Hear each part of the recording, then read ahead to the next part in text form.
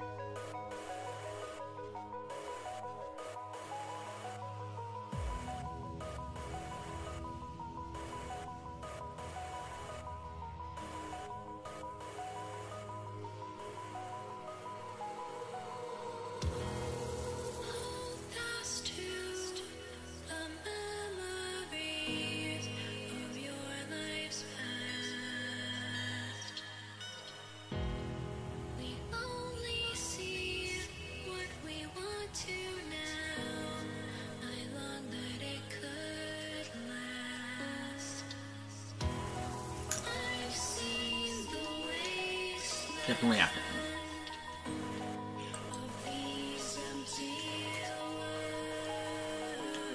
What?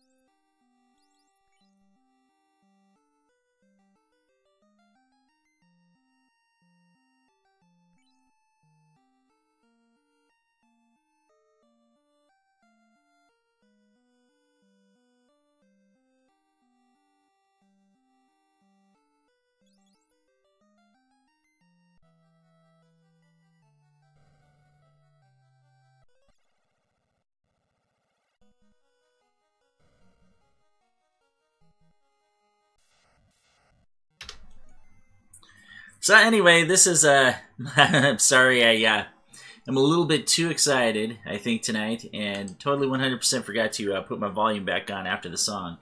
But anyway, we got Bruce Lee, we got Gandalf, and we got Merlin running around. Bruce Lee's got the opal bracelet, which is why I went and took a look at the status screen, and Gandalf and Merlin both have their respective shirts for their wizardry class, the white shirt and the black shirt, just because, yeah, Invis 2, mighty cool spell, and trust me, that black shirt has saved me so many times that I hate to not even use it, you know. Say, because I didn't do that right, I'm going to have to say something about myself here, but I'll let good old Chef Ramsay do it for me. You donkey! That's right, I'm the donkey tonight. So anyway, the reason why I'm doing this long play tonight, because it is going to be long, trust me, is because, yeah, Heather got the late shift, so she won't be home till 10, so we got a few hours, and, I mean, one of these takes a few hours, usually. And, you know, I just kind of wanted to tie up loose ends before the end of the year. I'm going to be chomping on some bold Chex Mix over here tonight. It's because she told me to eat a good snack. Oh my god, I didn't remember there's mages over here. This could be real ugly. Totally 100% forgot we had these guys here. Now, I don't remember. Do they hit lightning, or is it just that they throw lightning at us? I'm gonna have to figure this out, and in a hurry. Actually, we got ribbons across the board, so that's gonna keep us from getting real hurt. So let's just do this. And we'll hit him with the Thor's hammer just in case that's what it was. And if not, then I'll tell you what. I bet you good old Merlin with his cat claw can do some damage. I do love the cat claw, by the way.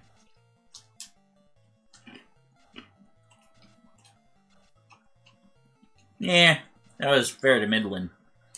But Merlin got the win, though. Like I said, love that cat claw.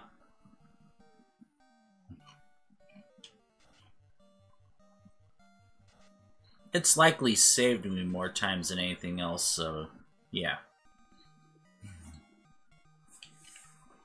I always prefer picking one up. And besides, we all know Gandalf's getting the Masamune. Masamune.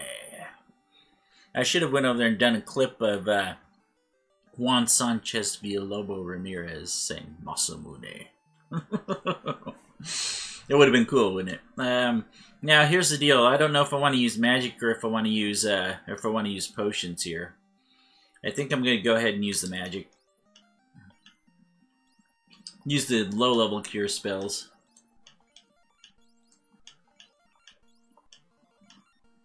As anybody who's ever played Final Fantasy 1 before knows what's coming on the next level here. It's got to be our least favorite level of the whole entire Temple of Fiends Revisited.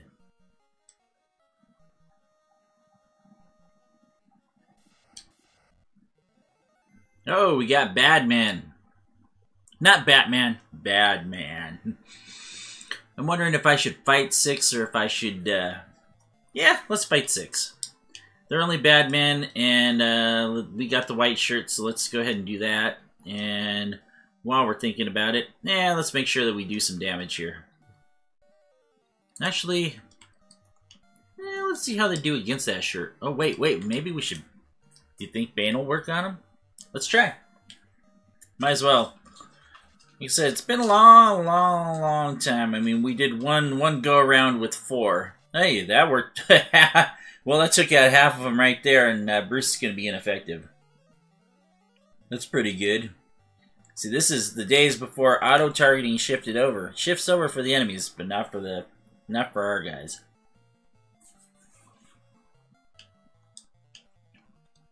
That worked out really well, and this time I'm going to heal.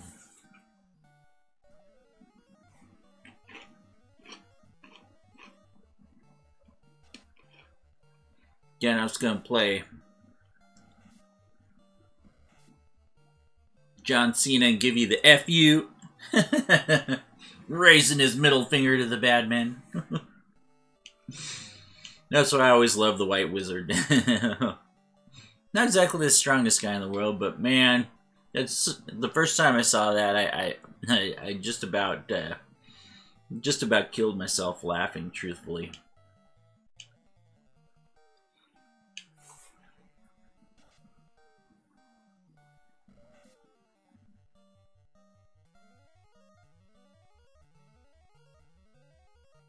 Say nice and easy, Happy. Nice and easy.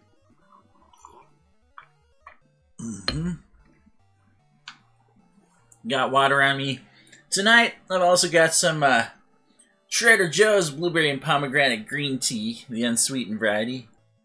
Only a little bit left in that one, though, so I might have to grab some later. Some other stuff later. Wanted some coffee, but I didn't quite have enough time before the stream to make some because I thought there was a little bit extra in there and I was going to nuke it. Which nuke coffee isn't as good as, you know, isn't as good as normal coffee, but yeah, whatever. Oh yeah, that's right. I should have Gandalf heal. Thor's hammer does have a really high crit rate, though. Have you ever noticed that these guys, man, they hit pretty... Of course I say that, and then he goes over there and pulls off that whammy hit there like that. But it's because in this game it's bugged, and oh yeah, he's the only one who doesn't, isn't he? Oh yeah, he's got the heal staff. It's bugged for crit rates on weapons, and it actually goes in the number of order as far as the percentage that you get for the crit percentage. Which is kind of funny because Thor's hammer is really high up there. I think there's only like four weapons, I think, higher than it on the list. And those being like Katana, Masamune, and Excalibur. Excalibur! Which we're not seeing here. Which I should have turned the adamant in so I could get the money to sell it. But I don't need the money, so I think we got a full spell list. Hey, what happened, Bruce? Why didn't you beat up that bad man? You get over there and you beat that guy. And we'll see if we can't nuke these guys with Thor's hammer. I should go there and use the use confusion on them and see if they'll get confused and start whacking each other to death here. Bam! There's one. Boom! There's the other. Bada bang! We win. Gandalf gets a level. We need these levels too because if you notice, 0 level 8 spells. And I'm not going to go in and get some because this is my plan for tonight. My plan is to go in, get Excalibur, get back out, and then go for Chaos. Which we should be able to do. I'm telling you, though, it's going to be rough with the worms. The worms are some real serious trouble. But with 3 ribbons, 1 for each guy, this is the big battle right here, Phantom. This guy is a piece of junk. Without Fade, it's going to hurt. And I don't know what we can use on him here. I don't think I should try and set him up with the white shirt. I think we should just try and attack and... I can either fight... Oh, well... Or... How many fasts do I have? 5 fasts, huh? Alright. Ouch! 195 damage. You are a putz.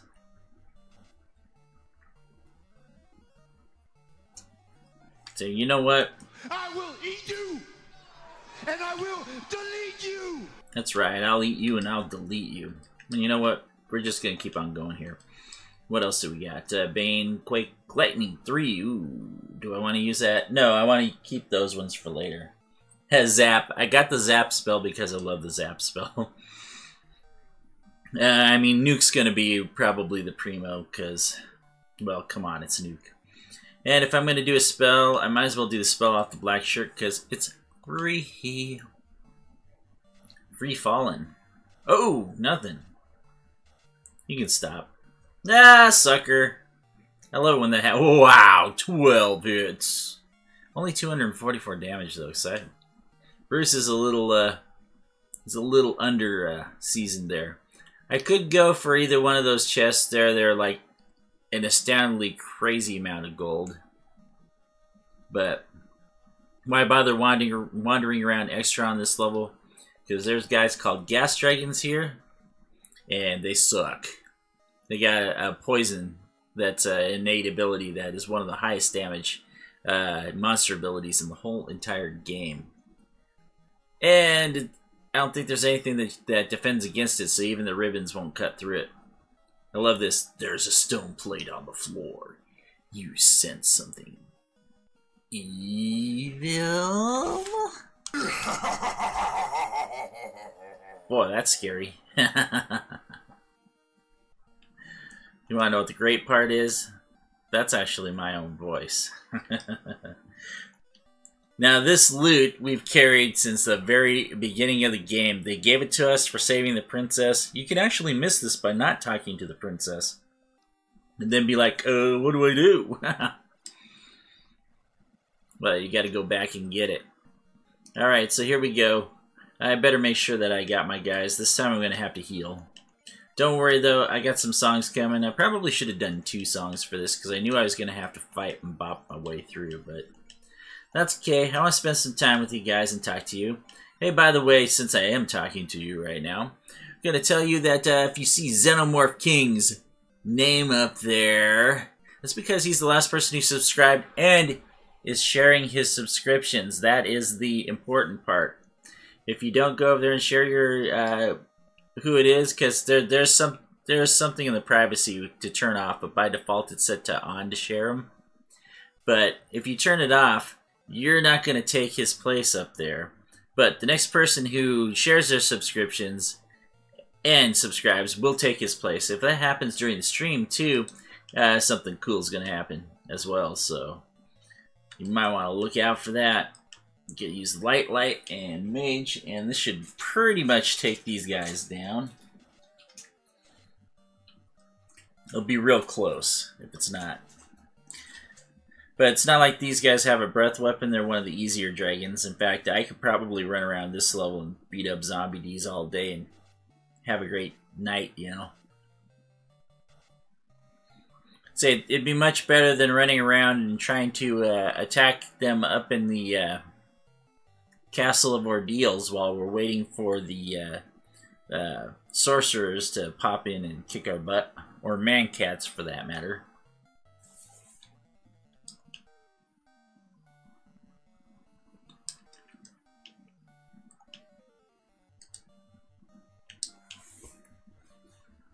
Yeah, we'll just go ahead and take them down.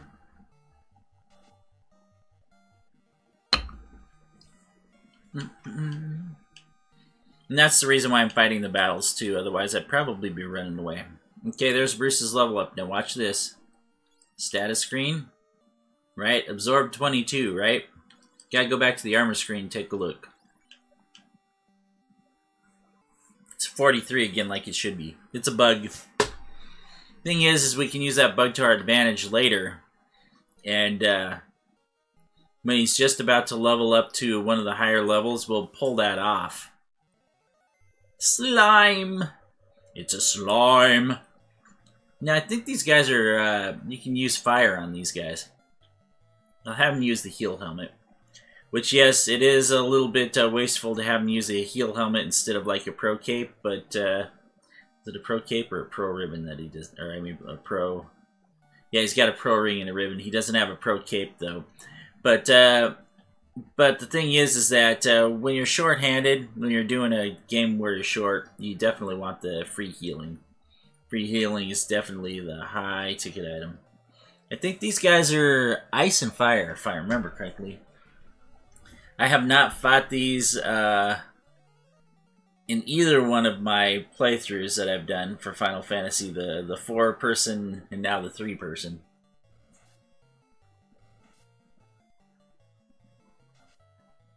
See, I might do a duo, but you know, I kind of want to. There's this Final Fantasy randomizer that's been going around. There's a lot of videos that all of a sudden just started popping up because they started having tournaments on it, And I kind of want to do the Final Fantasy randomizer because I think it'd be cool to at least play it one time and see what's up with that. And I didn't see what the damage was because I was not paying attention. So I might just get biffed here because of it. We'll find out in a second.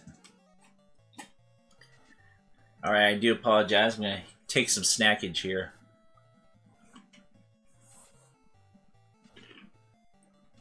Oh yeah, that works just fine.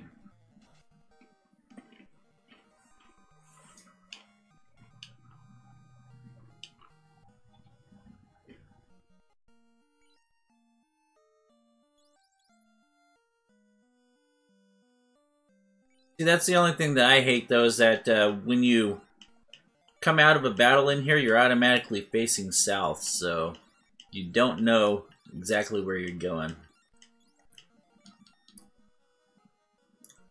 And I'm hoping I'm going the right way. Yeah, I am. This is the Frost Dragon floor again. I may not be nice to him this time. I do know that there's a few floors that I might have to cross if I don't have an exit spell. It would really, really, really suck. I'd have to go back across all these floors if I could get Masamune. Masamune. Let's try to get Masamune. I can't quite do it as good as he does it in the Highlander movies. Oh wait, back up. Okay, he doesn't have anything. Okay, just wanted to make sure he didn't have something. Let's see, Thor works really well. Mage works really well. But we are probably gonna drop him with a... No, we don't want to because we gotta save that.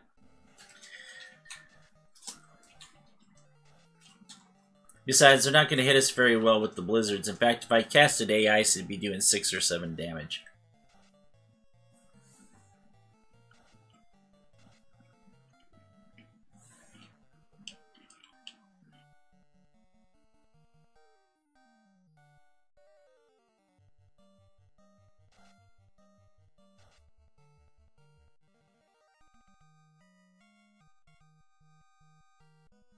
Actually, they're not really worth that many experience now that I take a look at that. Worth quite a bit of gold, but not a lot of experience.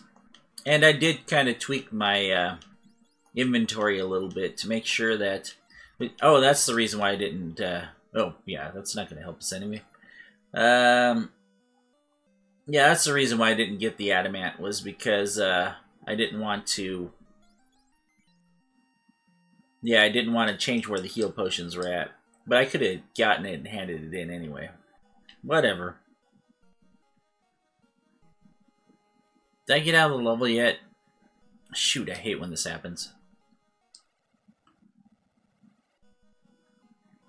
Alright, it's the Earth. So I'm going to shut up for a bit. You're going to get another song, so here we go. This one's going to be, oh, Leaf Adventure Arcanes. Hey, big shout out to Leaf. Thank you so much for letting me use your songs in my videos. You are the coolest, man. And this is my homage for you. We're going to play Arcanes on Lich's level.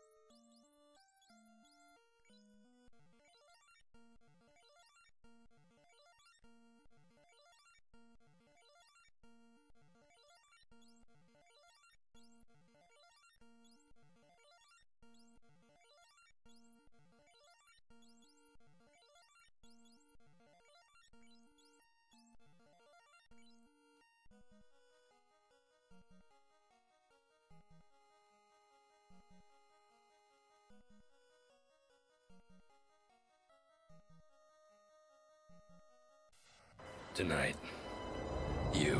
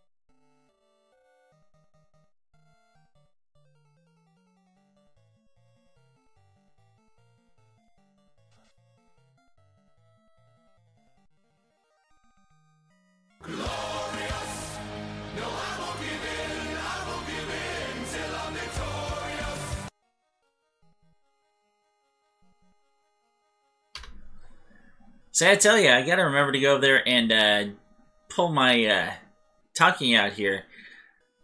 But yeah, we had a glorious victory against Lich. Lich did not kill any one of our guys. He did bring us way down though, which really sucks. We're gonna have to use most of the rest of our heal potions here to try and get back up.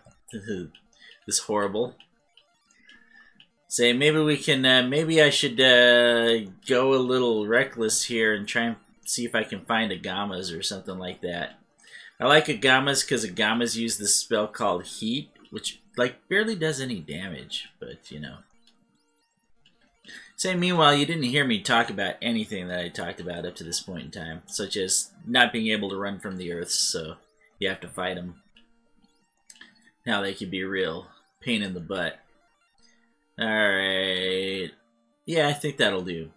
And the fact that I love that Lich gives you 666 experience points the second time around. I'm lucky too because our master has 1 hit point over I think it's 408 is the highest he can hit with nuke. And so he has 1 hit point over that, so Grey Worms. Yeah, we're gonna fight him. Yeah, we're gonna fight him. Yeah, we're gonna shirt him. Yeah, we're gonna try and heal up as much as possible. I should try and bane him. But I don't want to kill him. Well, yeah, I don't want him to crack me. By the way, yeah, since it is another level, I'm going to shut up for a bit and give you a... which I've been quiet for the whole time. I gotta remember to... I mean, I'm still working with the silence and unsilence and stuff like that, so... Here we go. We're gonna go with Desmeon and... Hellcat. Here it comes. Just for you.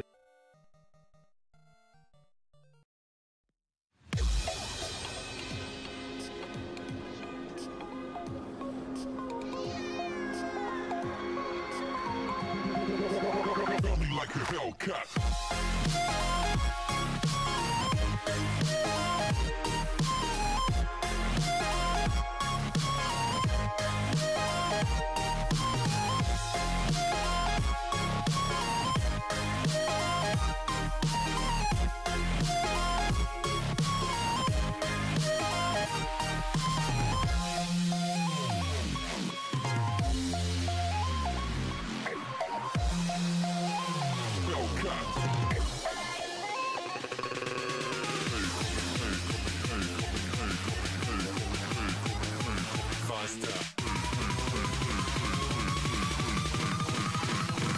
Like a Hellcat.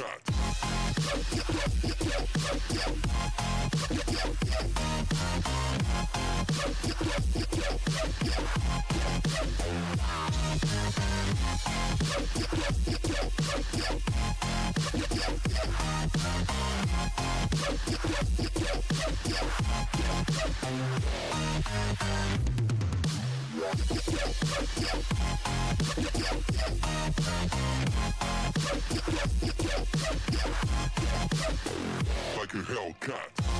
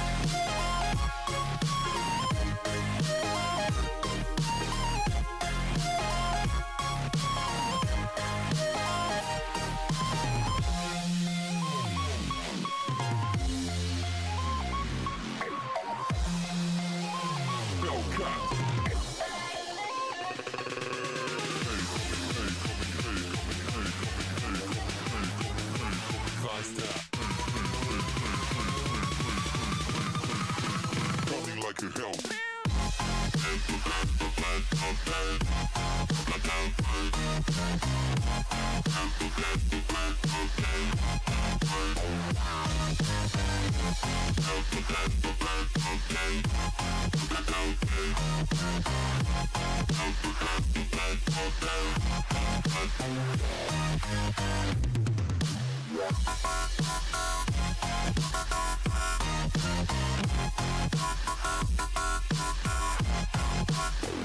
Like a Hellcat.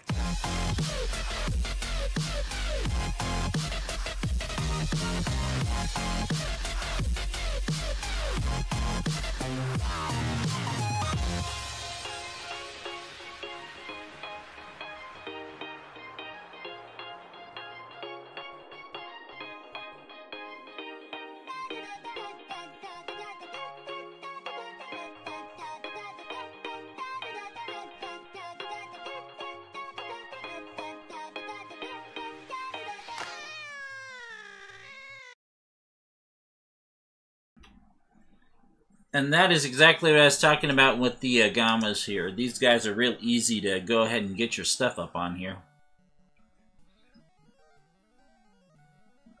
See, I figured if I fought a couple battles, we'd probably get through the songs as we're doing the battles here, so...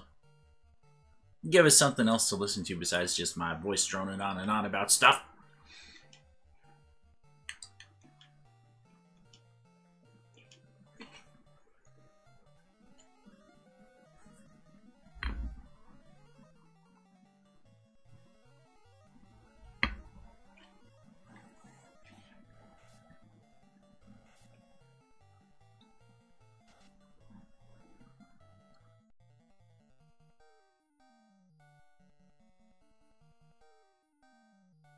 We'll make sure that we get every little bit that we can possibly get.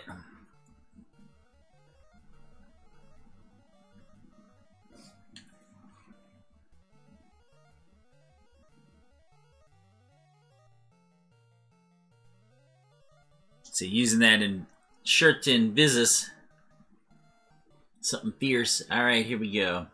I'm gonna keep on healing one more time with the invis. We should be darn right near invulnerable except to a critical hit. Which 12 damage isn't really gonna be much here.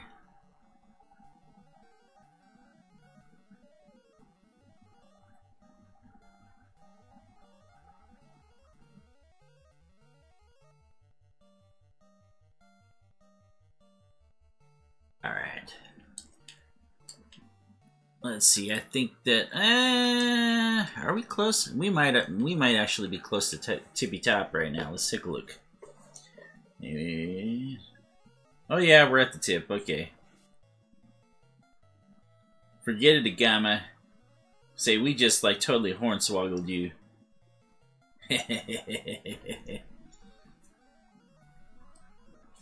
See what you get. See what you get. We mess with the warriors of light. You know what? I'm gonna have him fight just to see if he'll win. I think it'd be cool if the black mage toasts him. Be like, you got killed by the black mage. Stabby, stab, stab, stab.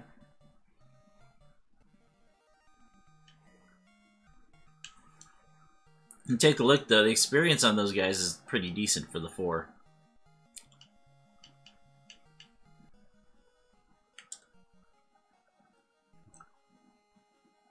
We are almost to the end of the fire level here. We're gonna have carry 2. Carry 2 is not that difficult. Not that difficult at all. I can fight or I can run. You know what? I'm gonna run just because the resources here for the next level. It's no real reason for me to fight those guys. Here she is, it's Carrie. No, just no. What do we want to do? I think we want to do this same thing we've been doing. Fight white and fast. And hopefully we can feast on her. Say.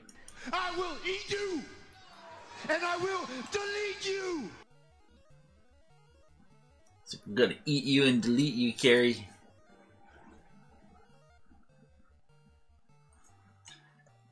Like right now. And she's not really weak to the ice, by the way, so we're gonna go ahead and hit heal just for the hell of it. Just for the heal of it. Save us a potion. Because, yeah, we know that Bruce is gonna go all ape on her. Oh, wow!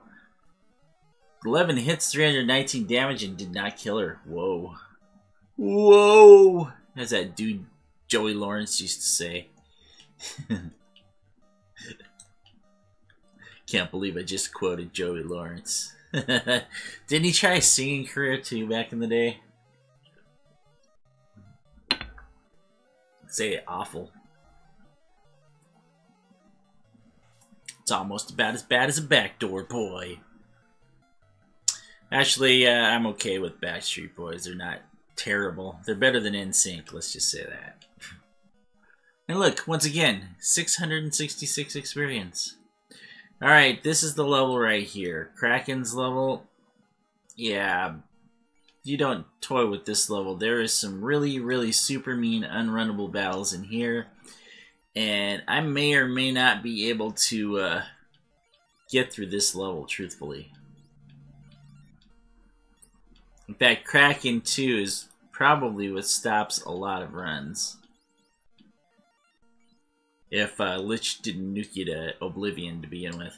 I'm going to go the faster of the 2 ways to get there, which is back in this way and around.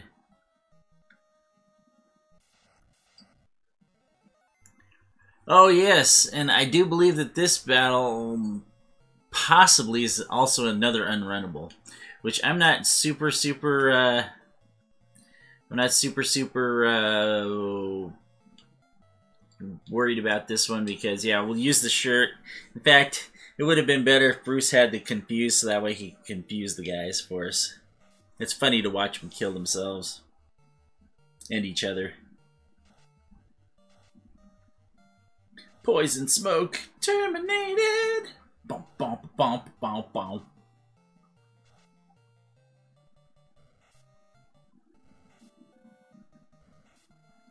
Let's see. Can you smell the smoke tonight? Actually, when I think about the Bane sword, you know, and it says poison smoke, I just think about, you know, the black wizard over there eating a can of beans and yeah, poison smoke. They're just being nice in what they're saying. We all know what you meant. Alright, hopefully he doesn't kill them all, because I want to heal.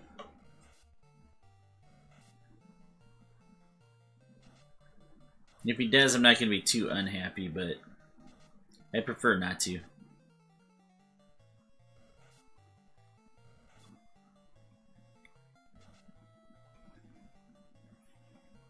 Because these wizard sawhags, truthfully, they're not wizards. They're just wizard in name only, which is kind of funny because, yeah, they really suck.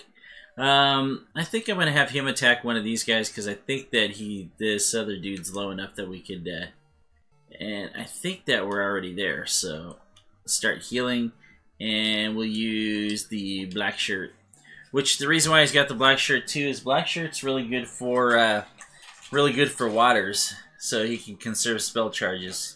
We're not really going to conserve spell charges, so we have Ice 3, so we're going to do that. Oh, you know what?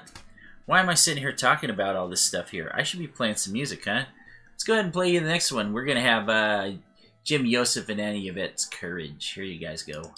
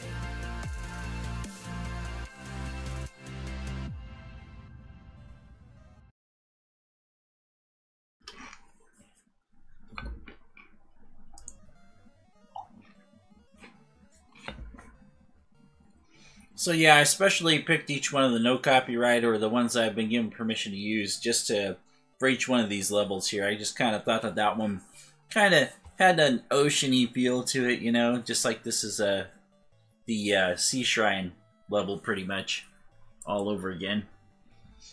So we're doing the same thing to this guy that we did to everybody else pretty much before.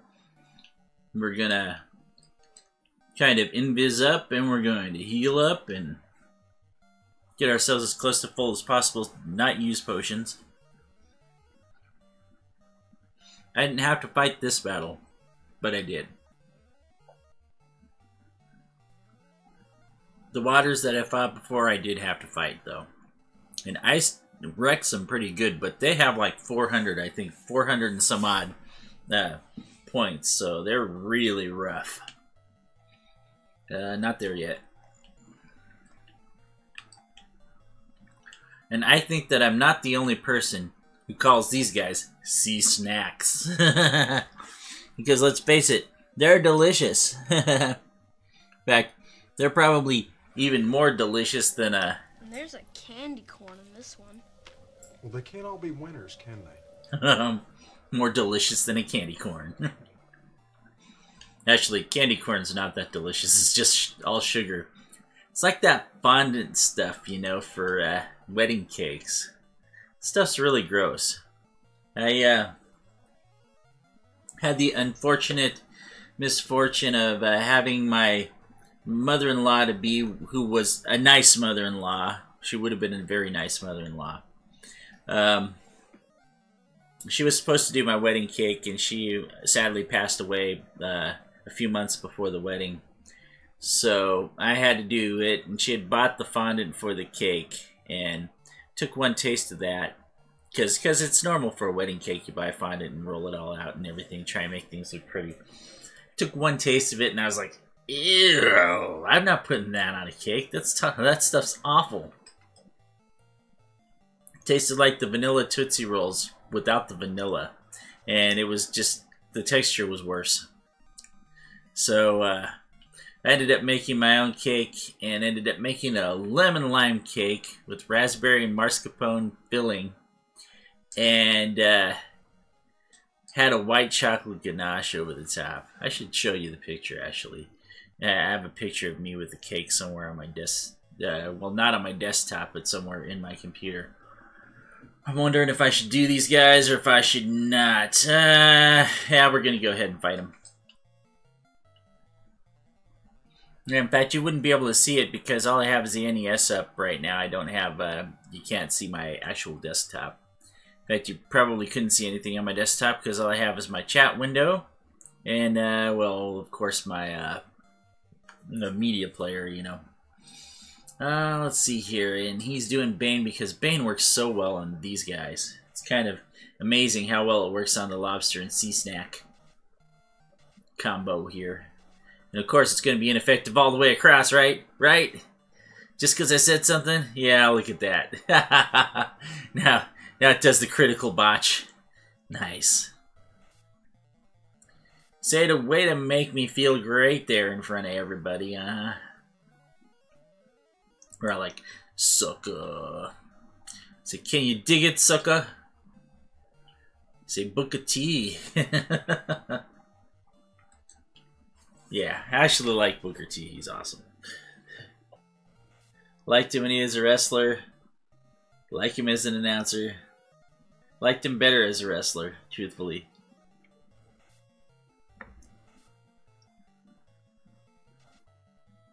Leave one, please. Leave one, please.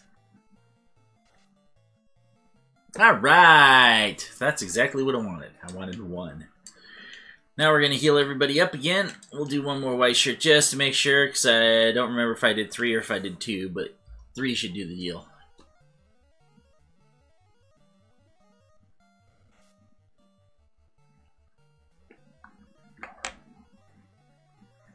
So the good news is this time I remembered to put my voice back on after the song. Sorry guys, it's just that's the way it happens sometimes. Let's see, we still need to heal. Because, yeah, Bruce is up to 400 and some odd points. He's getting there, man. He's going to be awesome. Sea Snake's probably wondering, what in the world's going on, man? Why are these guys getting stronger? I'm trying. It's just not happening. Say, we got your number, Snake. Tonight, you. Tonight, you. Tonight, we're turning you into a sea snack. A delicious, delicious sea snack.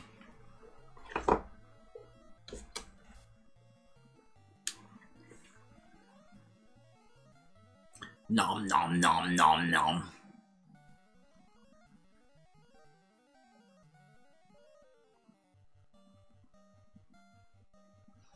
Alright, let's get him. We're gonna just toast him. Annihilated.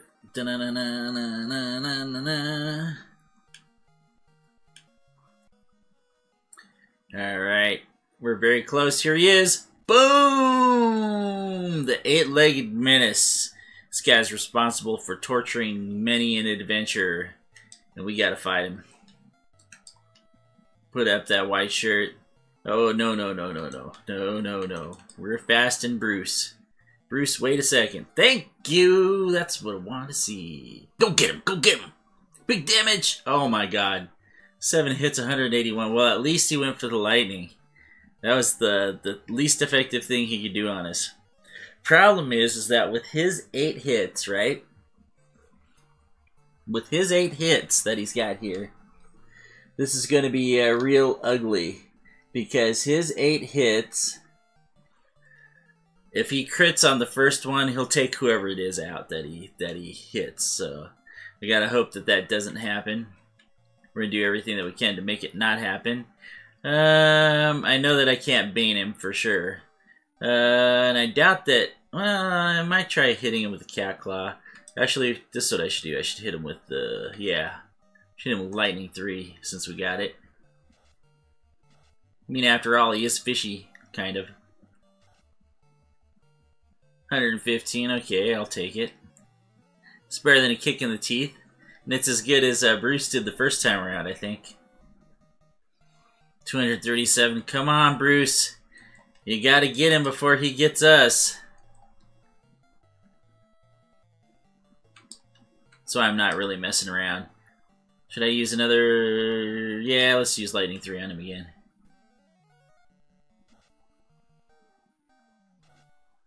Wait, I'm digging this. Wow, I got him like in the spell loop here. He's busy casting spells. That's incredibly good. Oh wow, he's not dead yet. Oh my god. Let's see.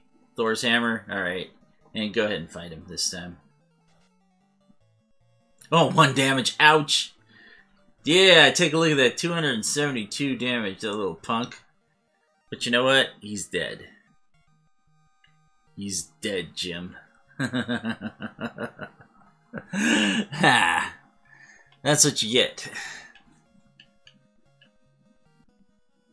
Alright.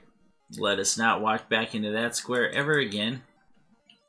So you could actually accidentally walk backwards and then hit the square again, and it's really sad when you do that on the second level, because you'll have to walk through and hit Lich 2 again, and if he pops you with a nuke, you're really going to be at a big, huge disadvantage with your resources.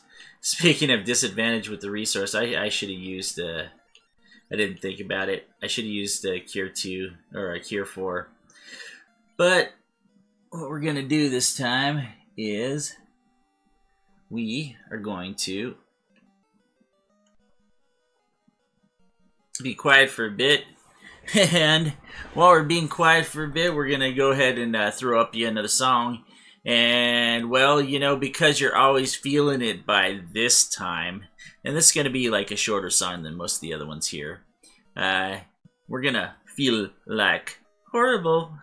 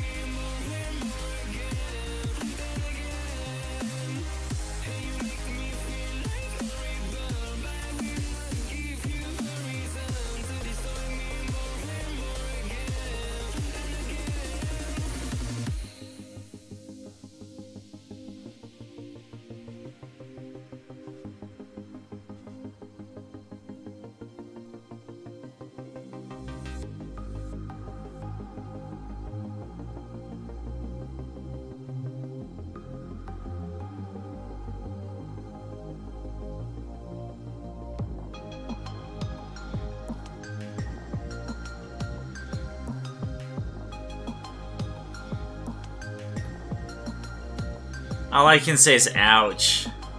This is really gonna be really rough.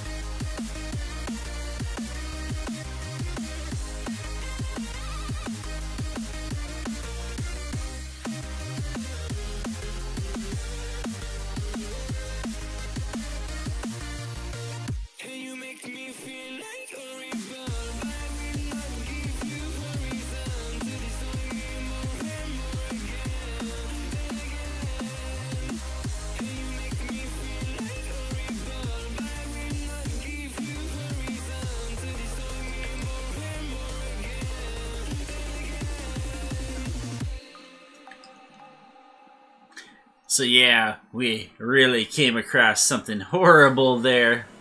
Oops, sorry. Give me a second here. Give me a second here to stop the music. It's not quite time for that song yet.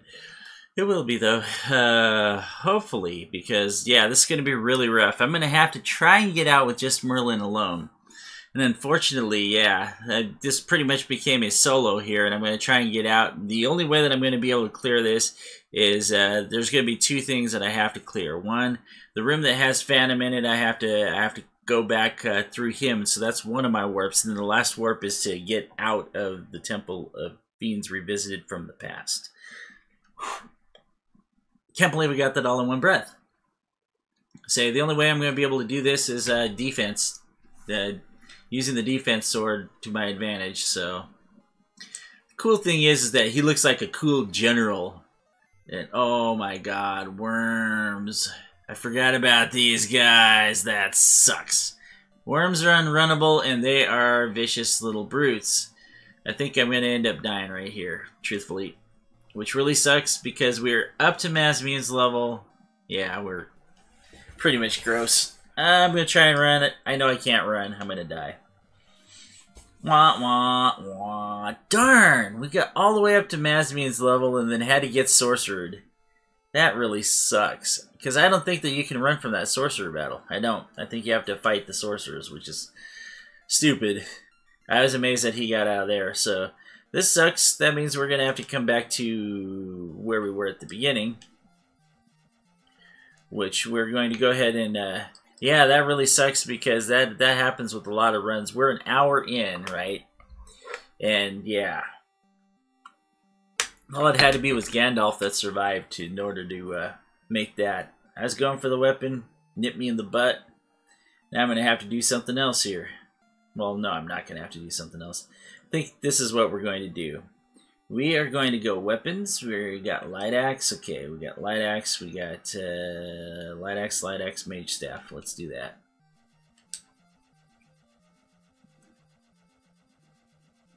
We're going to beat up some zombie Ds. That's what we're going to do.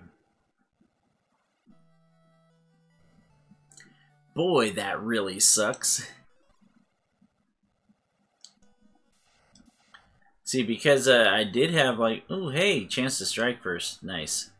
What do we got here? Nothing for that, so we're using Thor for sure. And we can hit with actually Fire 3 or Lightning 3 will work on these guys, so let's hit them with Lightning 3. We're gonna make them pay now. It's like, that's it. Say you did it. You did it. You made us mad. Now I will eat you, and I will delete you. I'm gonna eat you and delete you.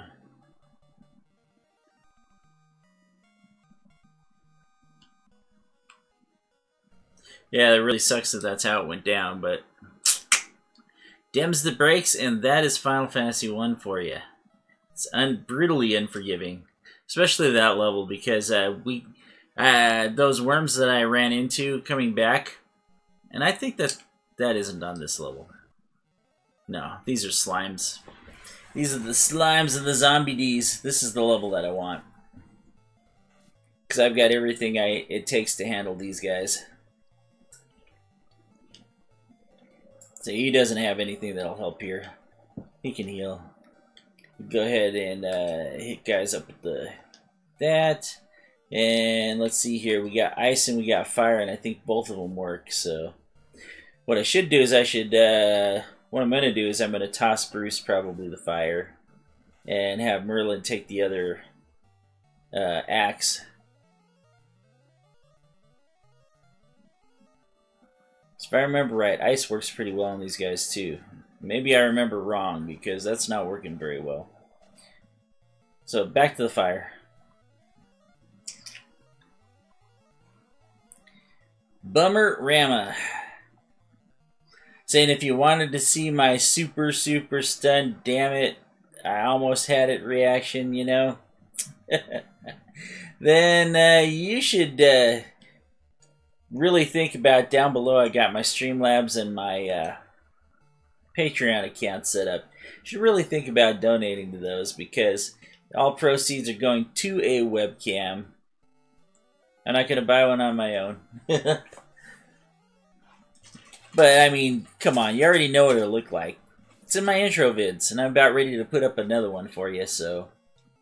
Because I did take one, I just need to do the sound on it so I can take out the wind, because we did have a little bit of wind that day. But anyway, yeah. If you go over there and either do the monthly support through Patreon or one-time donation, or you do the Streamlabs, yeah, it'll be real cool. We'll buy ourselves a webcam with the proceeds, and then you can see me in my Ozfest 2008 Watch the World Burn because I got money to burn t-shirt. Thank you so much for the free Ozfest, Ozzy. I really appreciated that. In fact, that's why you're the god, and the rest of them are just wannabes. Because you're cool enough to say, screw the money, I'm in it for the music. That and yeah, this time I got some like really cool boxer briefs on too. Well, no, not boxer briefs. I got my actual tartan boxers on today. But you know, I think if I buy a webcam, that I'll have to actually wear real shorts and or sweatpants for my vids. Alright, where were we here before we were talking? We gotta kill some slimes. We gotta kill some stuff now, man. Because if we don't kill some stuff, this is gonna be ugly in a hurry. We're gonna go ahead and hit heal. We're gonna do a double heal, just to keep us healed. And we'll hit the mage staff one more time, and then we'll do some more healing. And hopefully there'll be a slime left.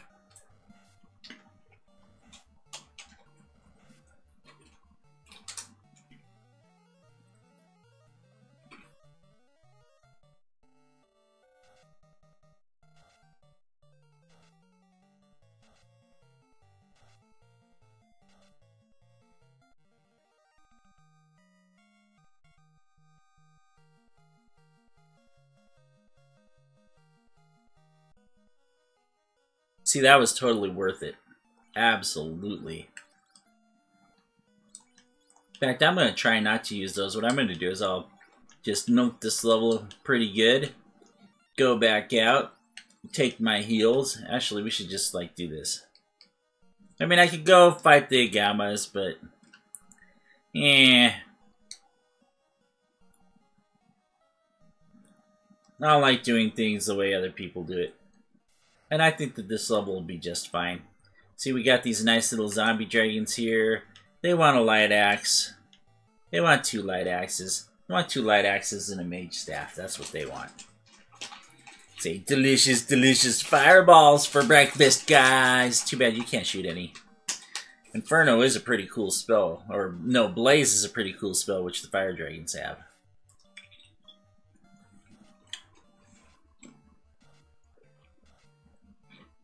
Actually, yeah, there is no fire dragon. It's a red dragon.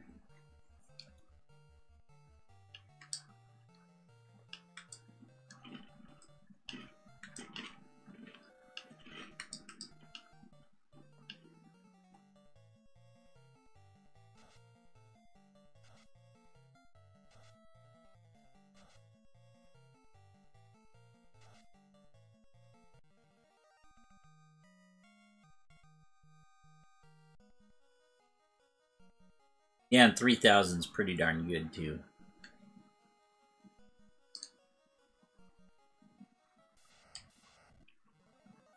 Except I totally forgot to heal.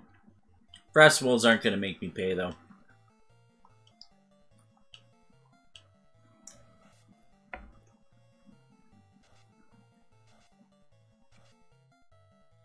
Besides, if I have to, what I'll do is I'll just kick myself back out. I mean, Merlin's got enough charges of to drop himself back out from the. Wow, nice damage, Bruce. Yeah, Merlin's got enough damage to drop himself back out from the outside of the Temple of the Fiends. So Gandalf goes down. I'm not too worried.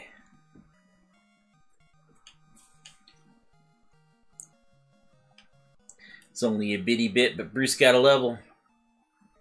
Bruce got a level, which means we need to look at the armor screen. So his status will go back up. And let's see, we're going to go ahead and do the magic. I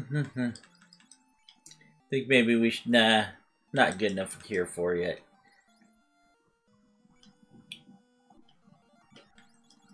It's funny how out of all the level 6 spells, the only one I got's Exit. Suppose if I wanted to give him my the opal bracelet, then that would be the reason why I would want to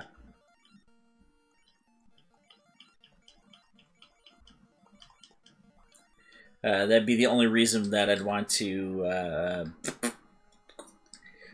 select another spell, because I wouldn't have the white shirt anymore, so Invis 2 would be the spell. But I mean, it's like free Invis, come on, man. It's like defense, you know. If I really wanted Bruce defended, I could go over and hit defense and have Gandalf use the white shirt at the same time, and that would get him up there faster. Let's see, and here we go. Once again, Light Axe, Mage Staff of Fire. So he's all playing like Ingen Blackbriar over there. In case you're wondering what that's in reference to, it's in reference to Maximus, or as it's often done, Monday Night Maximus, which happens every Monday that I'm not on vacation, by the way, or not on some sort of holiday with the family. But yeah, catch me for that. Ingen Blackbriar is Maximus's wife, and she dishes out fireballs like you would not believe. World's best mage, almost.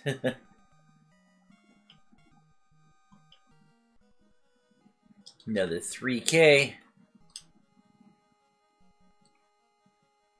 Gets better and better all the time.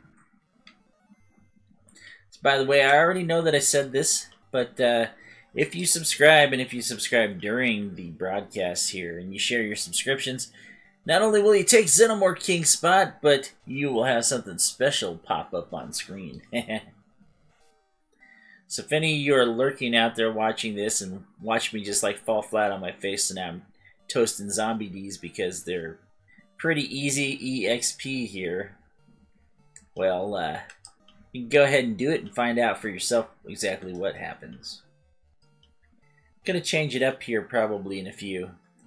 And I'll probably go back to it later, like when I got like lots of people watching.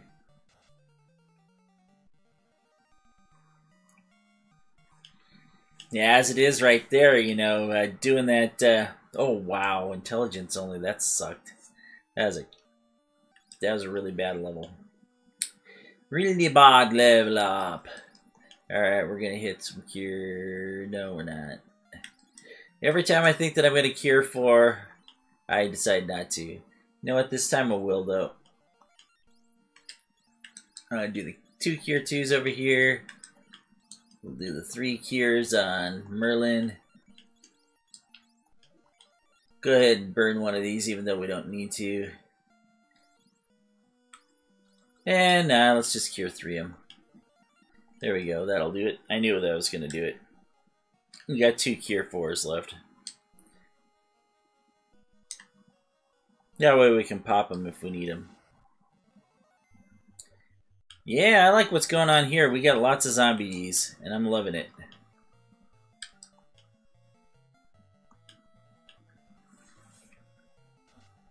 Say we'll just kind of attrition them to death.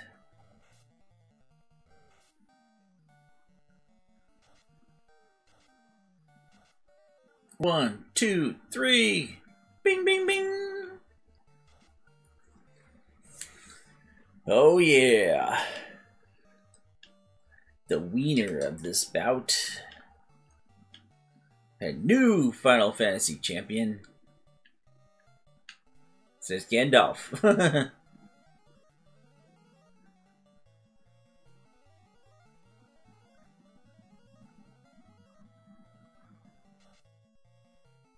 Wham. Wham bam, thank you, zombie.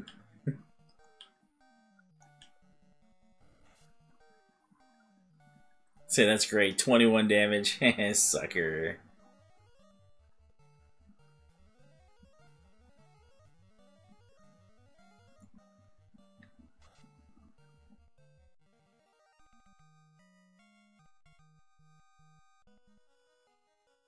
The 2,300 experience apiece. Not too shabby for 3 zombie. Oh yeah, here comes the XP, right? Dun dun dun dun. Say even if they were to frost me all 4 of them, it isn't gonna hurt too much. Because of our ribbons. They get like 30 damage tops, I think, with a ribbon. And more often than not, they hit in the teens. Whereas I just bowled all the Frost Wolves over. Say, you suck, Frost Wolves. Yeah, that actually did really well. Oftentimes, it'll leave just one with just a couple hit points. Oh, wow. 6 hits, 444 damage. Nice. I don't think we're in bad shape at all. Nope, I think we're going to go one more time. Then we might see who needs a cure for.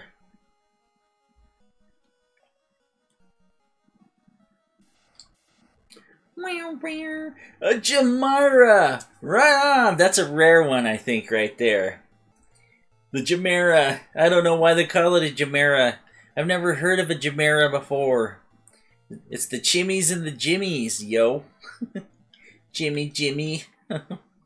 No, we're not going to start singing that song. You kidding me?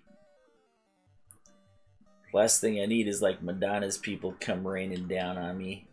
In the middle of the awesome broadcast here. I think I can Banesword these guys. Let's find out.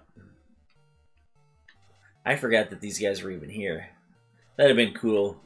Cremate! No! Don't melt my flesh! Oh, what was that? 4 hits for 54 damage? Oh my god, that's pathetic. And that was the stronger of the two. Oh, that's hilarious. I think we're just gonna heal off these guys. Go get him, Bruce. Go get him. Don't let me use Cremate anymore. Oh, 3 hits, 80. That was better. But, you know, the funny thing is he hit the mage first 4 hits for like 0 damage.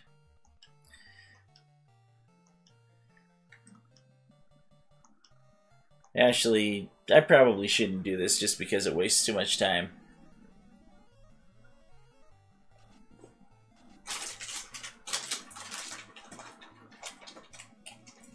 Me and my Chex Mix. So it's the first time I'm having Chex Mix on the broadcast here. Usually it's I take a potato chip and eat it.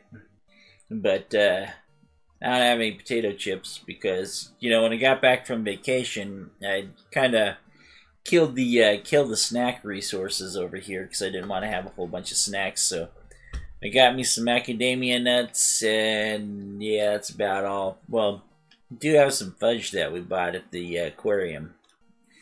Now, I know an aquarium sounds like a weird place to buy fudge at, but yeah, the gift shop at the Oregon Coast Aquarium had some really good and nice fresh fudge that was great.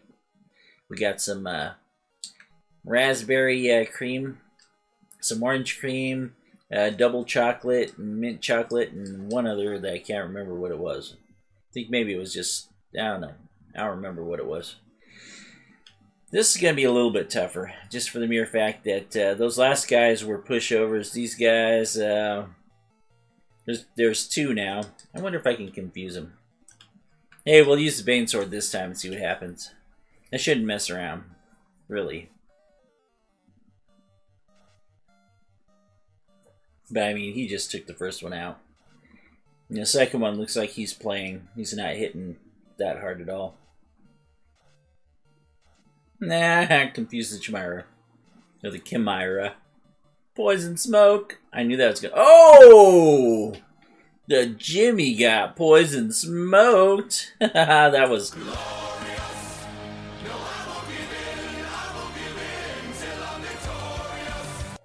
Poison the smoke. Poison the smoke.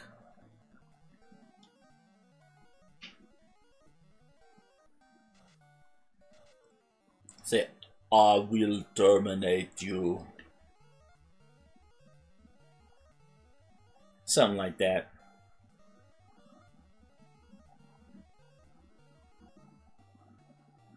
Yeah, let's just be done with it and exit.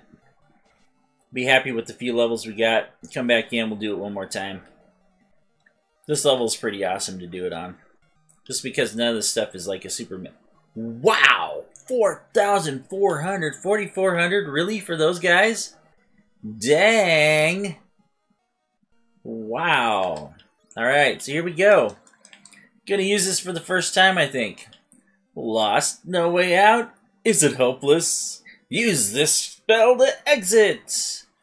Dun dun dun dun dun dun dun dun dun. Not really. Let's see, I did keep myself from using any of my heals, right? So I don't have to go buy stuff, right? Please tell me. Yes, awesome. Yeah, it's gonna force me to do this in a different way. Alright, so how much? Oh, he's only got 1,000 next level. Alright, we're gonna go ahead and save. Because I seriously am gonna try to do this in this broadcast. Whether it takes me 3 hours or 3.5 hours. Although I'm sure that I'm going to have to take at least one break to, you know, take care of business.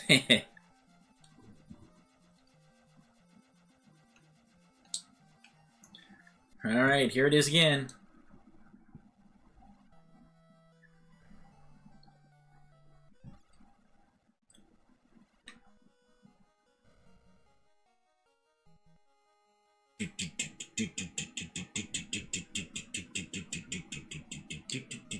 Alright, I got through the level without getting smoked.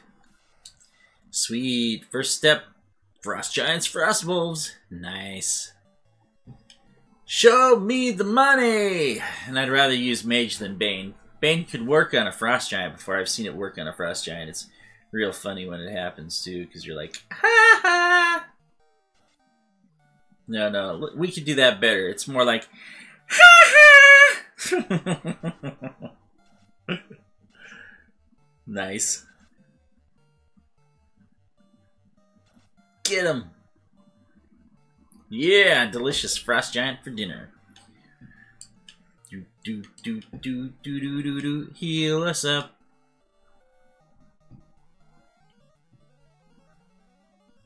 So we gotta make lyrics to all of the Final Fantasy songs.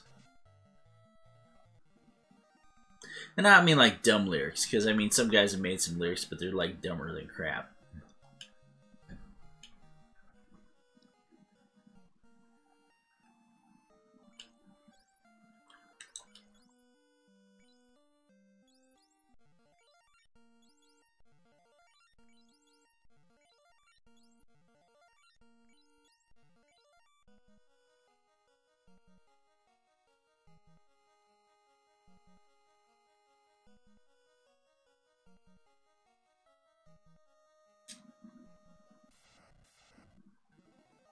I mean, quite truthfully, too, you can try and use gas dragons to level up with, but... yeah, that's taking life into your own hands, big time. I don't think these guys can do it, truthfully. nothing yet. So no magic, so... I wonder if I can confuse them. Let's just do Thor. And we're just going to be not nice with them. Fire 3 it is. Have a nice day someplace else.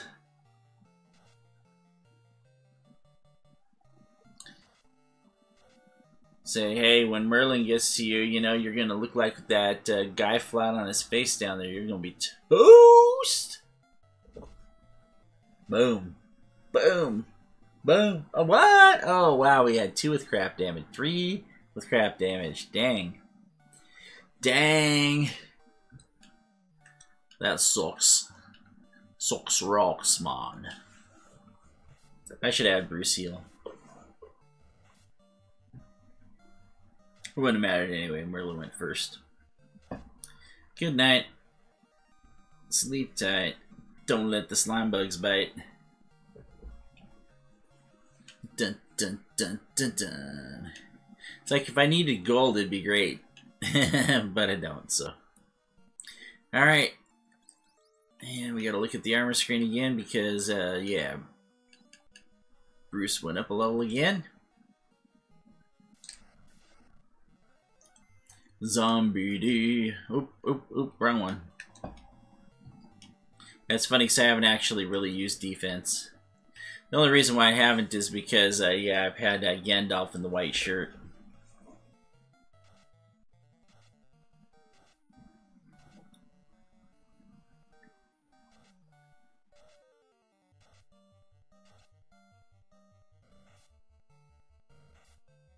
Come on.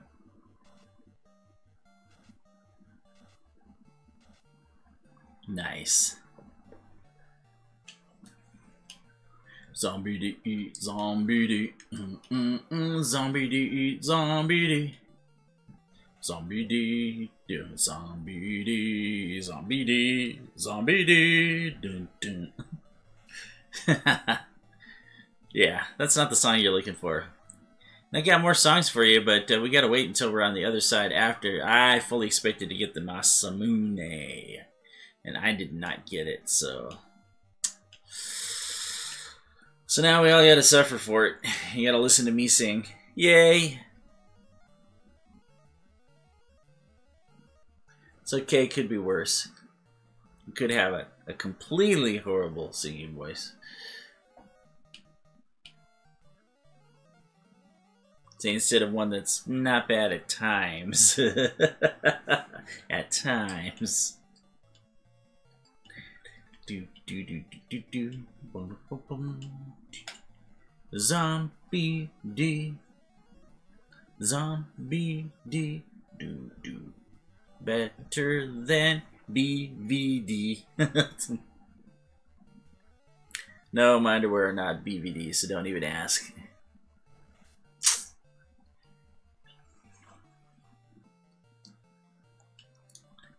Kicked your butt.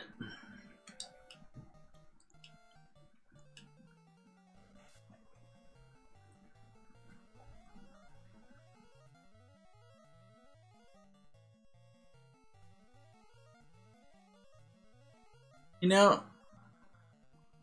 if you look at it if you look at the dragon, it's kind of weird because you can see 3 of its legs. But to tell you the truth, they actually did a good job considering that they're pixels and everything, you know, and 8-bit pixels at that. They did pretty good for the artwork on the dragons.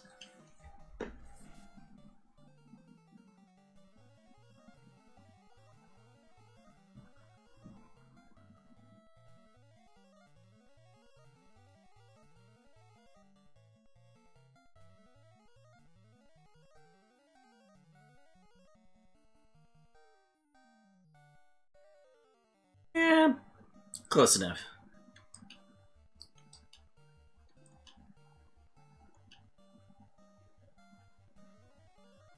Heal, heal, and biff him in the head. So was that the Lost Boys? Kick him in the nards. Werewolves don't have nards. Well, just kick him. Werewolf's got nards. Zombie D's got nards, even though he's a zombie. Thank you, thank you. Have a nice day. Wow, wow, wow, wow, wow, wow, wow, wow, wow. It's like near, near, near, near, near, near, near, far. Near, near, near, near, near, near, near, far.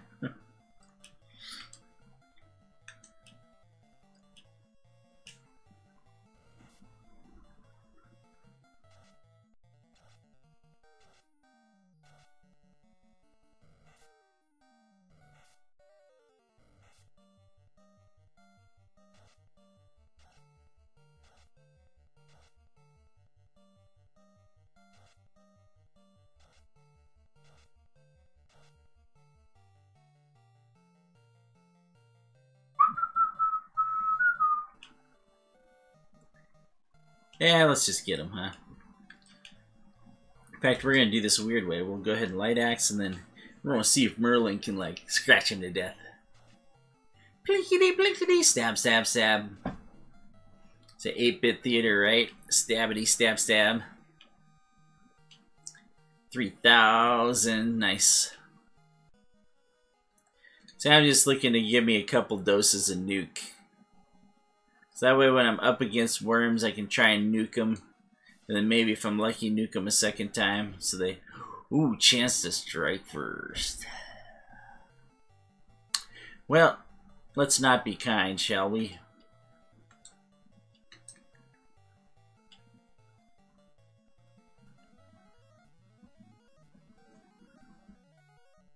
It's gonna be great.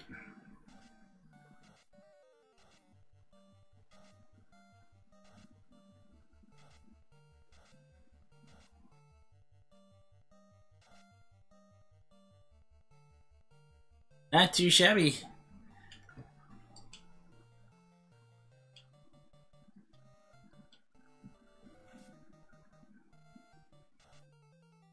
All those slimes. Oh yeah, I forgot. Yeah, it doesn't do very well to attack him. See, all those slimes, all they got was 24 damage. Nice.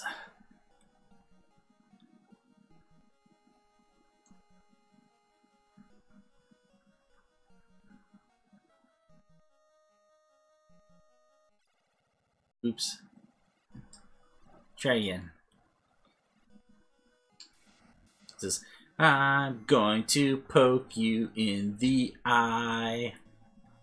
I'm going to poke you in the eye.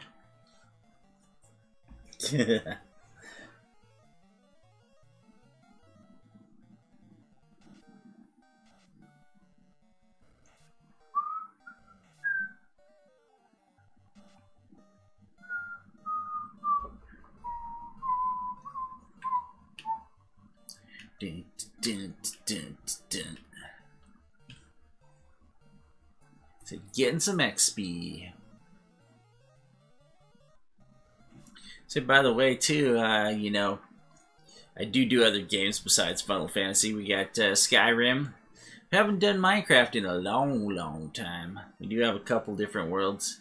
It's just Minecraft did not seem very popular at all-ish, you know. Would have been probably back in the day, but I don't really got nothing new to offer besides just a unique way of building stuff, so, yeah. Yeah, pretty mehable, if you ask me. But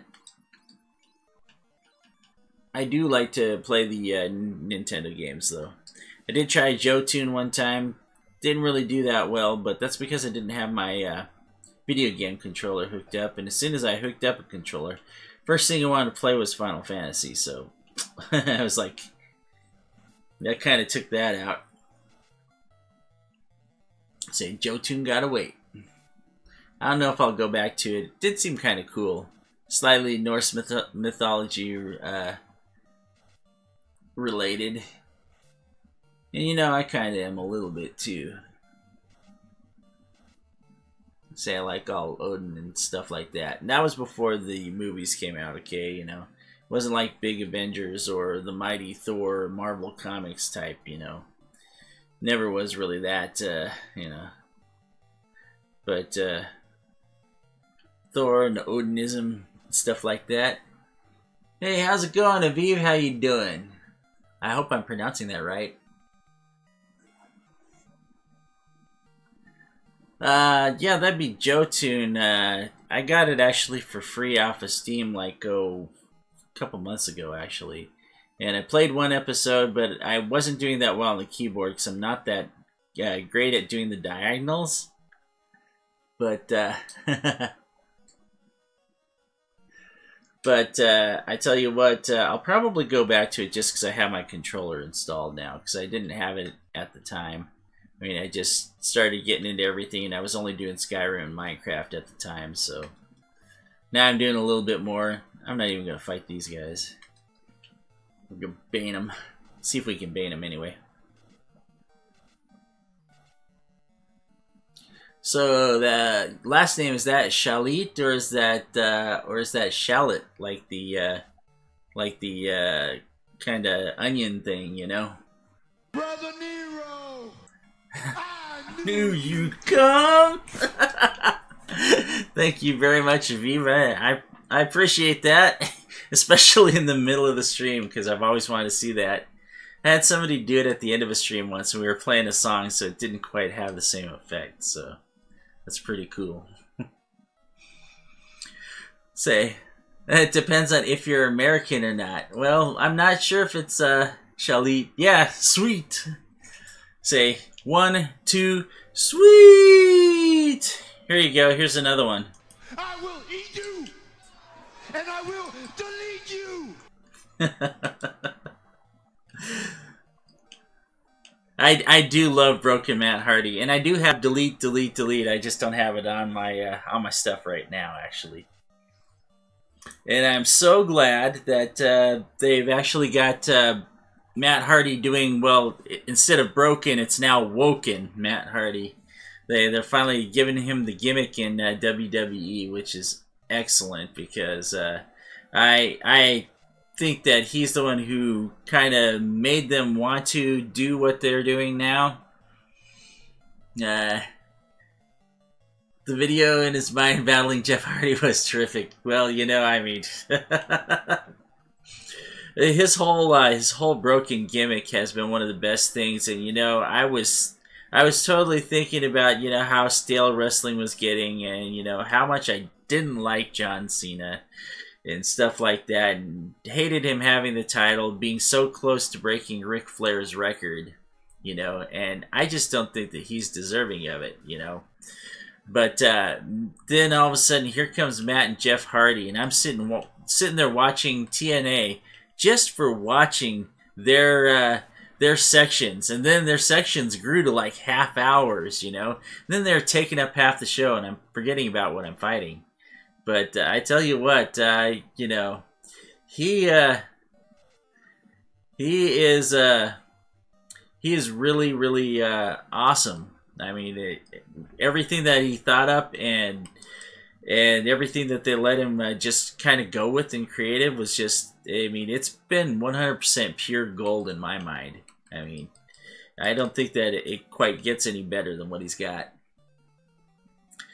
I do know that I do have quite a few clips of the broken Matt Hardy saga, so to speak. In fact, there's quite a few guys on YouTube that do have some decent wrestling channels that actually has you know, pretty much the whole broken Matt Hardy saga on it. And I think, though, my favorite was the Halloween episode. And the only reason is because Rebecca's about ready to give the kids candy, and he's all like, no, Rebecca, we must not give them candy. It's bad for their vessels. He says, we'll give them something better. We'll give them green beans. And so he gives these kids green beans. And he asks the little kid,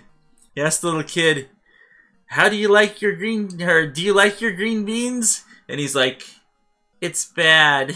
The little kid tells him that the green beans are bad. It's awesome.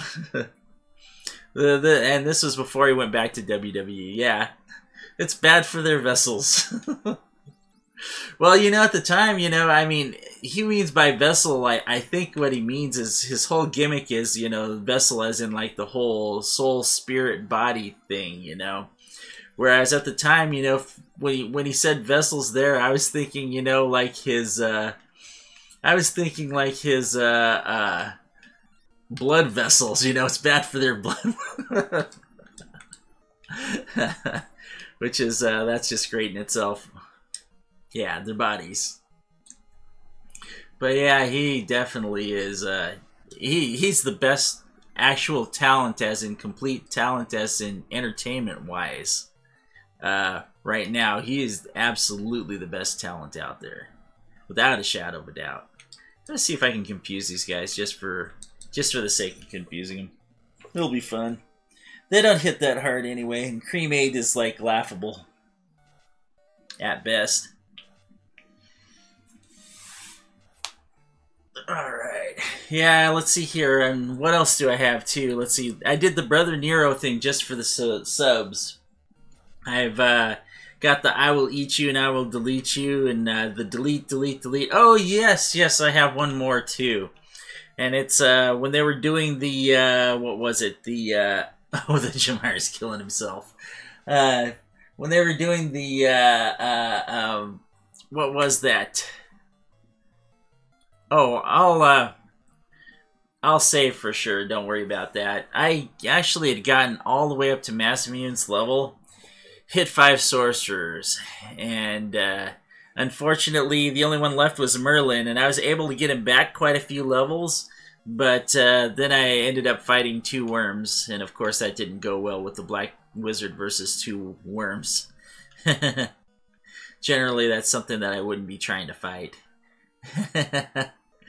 Oh, don't worry, you're not distracting me. I usually can play at the same time while I'm doing this stuff too.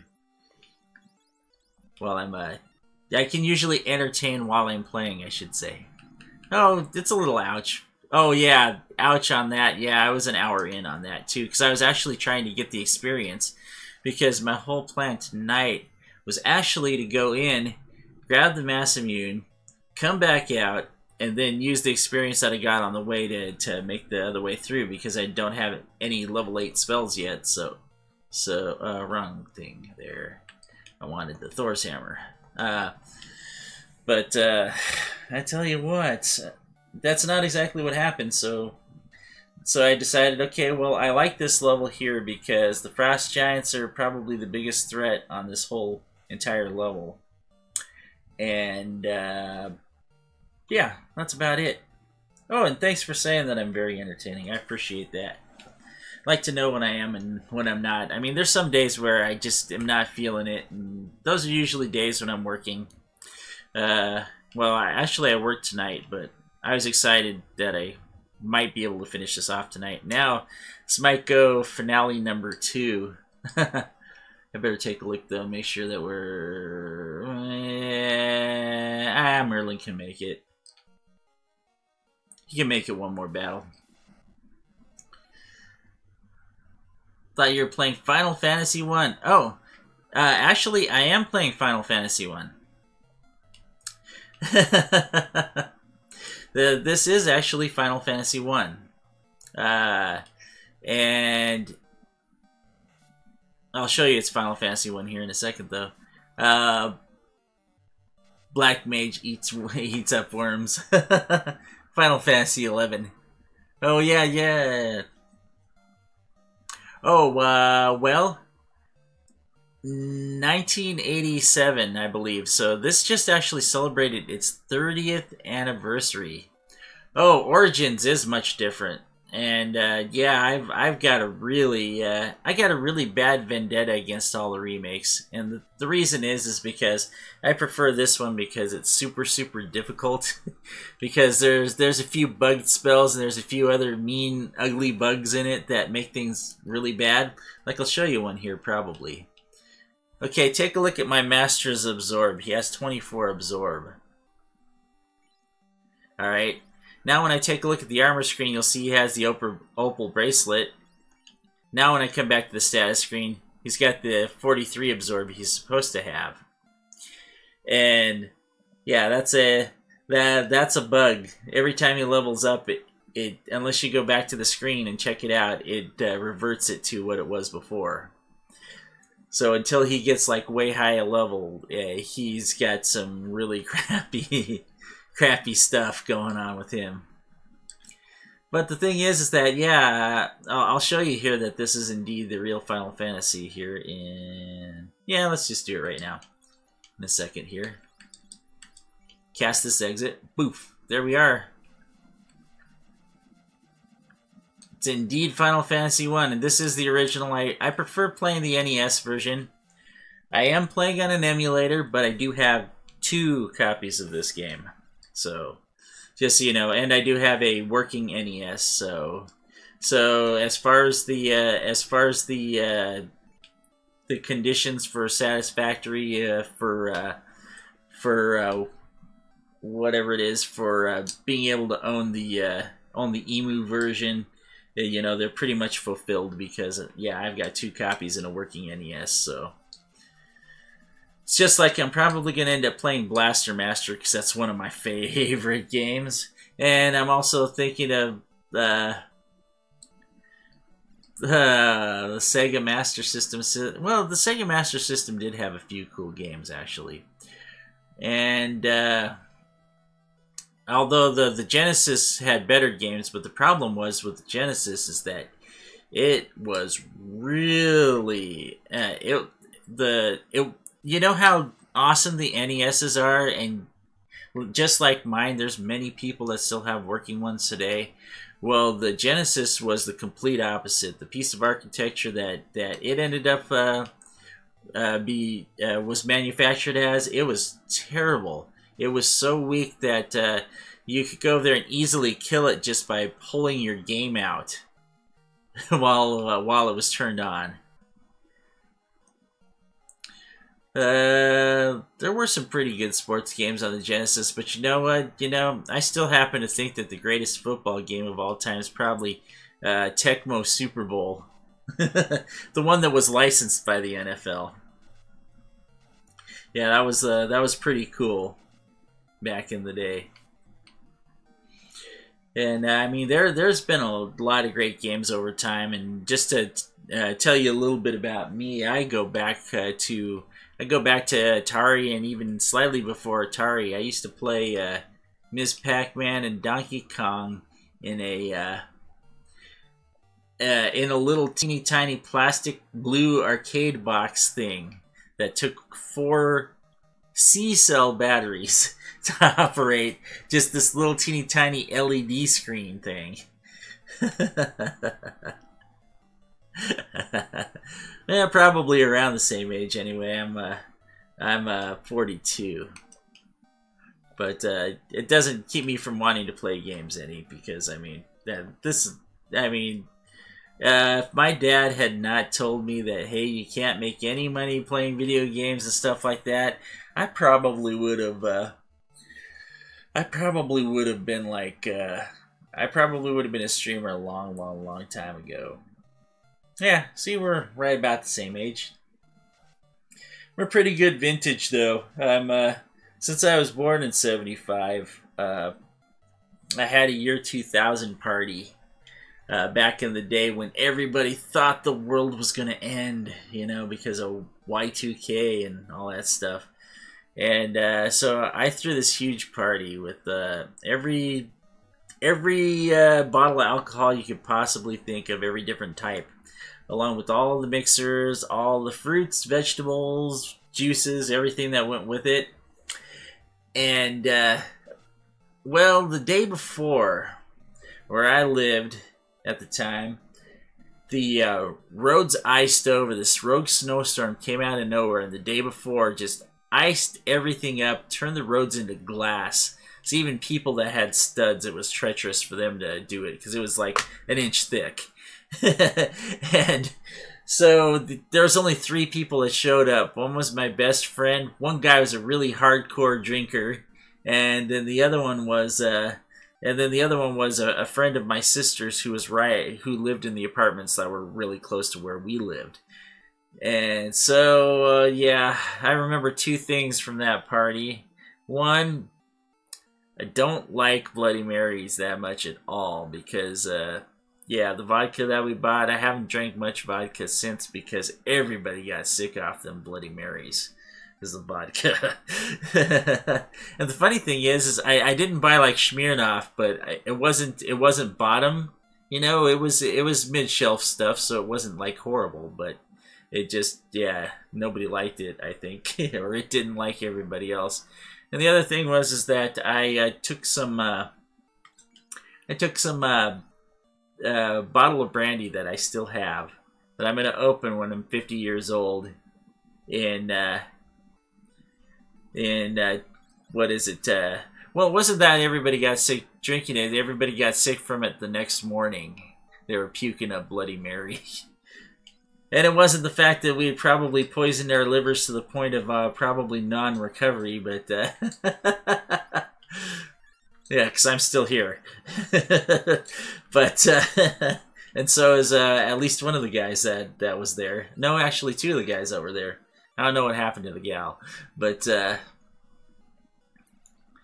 yeah, I've got a bottle of brandy that in 2025, when I turn 50, I'm gonna pop that puppy open because I did have a jug of rum, a gallon jug of rum. It was Bacardi Gold rum, and it was really good. About I think it was 5 years afterwards. There was a Halloween party that I went to with this one kid I knew from work. And we ended up torching his mother's garden because we had fireworks, and he totally said that nobody cared in his neighborhood and wouldn't call the cops, you know. So and it was okay with the guys because we even talked with the neighbors too, and the neighbors were all cool with it and everything. And he was literally out in the middle of nowhere. And so we're lighting stuff off, and I made lasagna for everybody, made these strawberry daiquiris that were like the smoothest strawberry daiquiris I'd ever had. The stuff was good. And we started taking shots of that, and then we started lighting fireworks off everything. I had this homemade rocket that I made, and we lit it off and literally fell straight into the garden.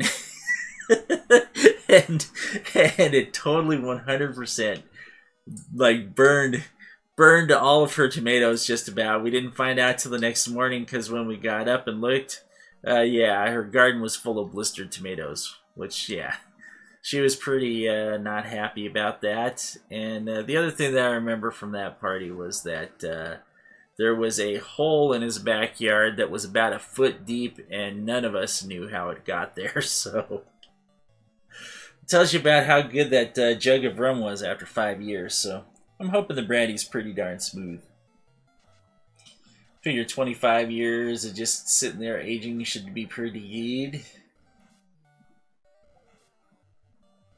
Got it all wrapped up too, so it's out of the dark. But yeah, back in my earlier days too, yeah, I used to be super big pyromaniac kind of. I mean, I wouldn't set like buildings or anything like that on fire, but I'd make stuff that, you know, I'd take 4th of July stuff and turn it into crazy stuff. Say brandy's pretty good stuff. Yeah, I use Corvisier to cook with actually, and every once in a while I'll have a little snifter of it because I do have the glasses. I mean, I actually talk about it more than I actually do. Lately, actually, we went up to the Okanagan part of Canada, and we didn't make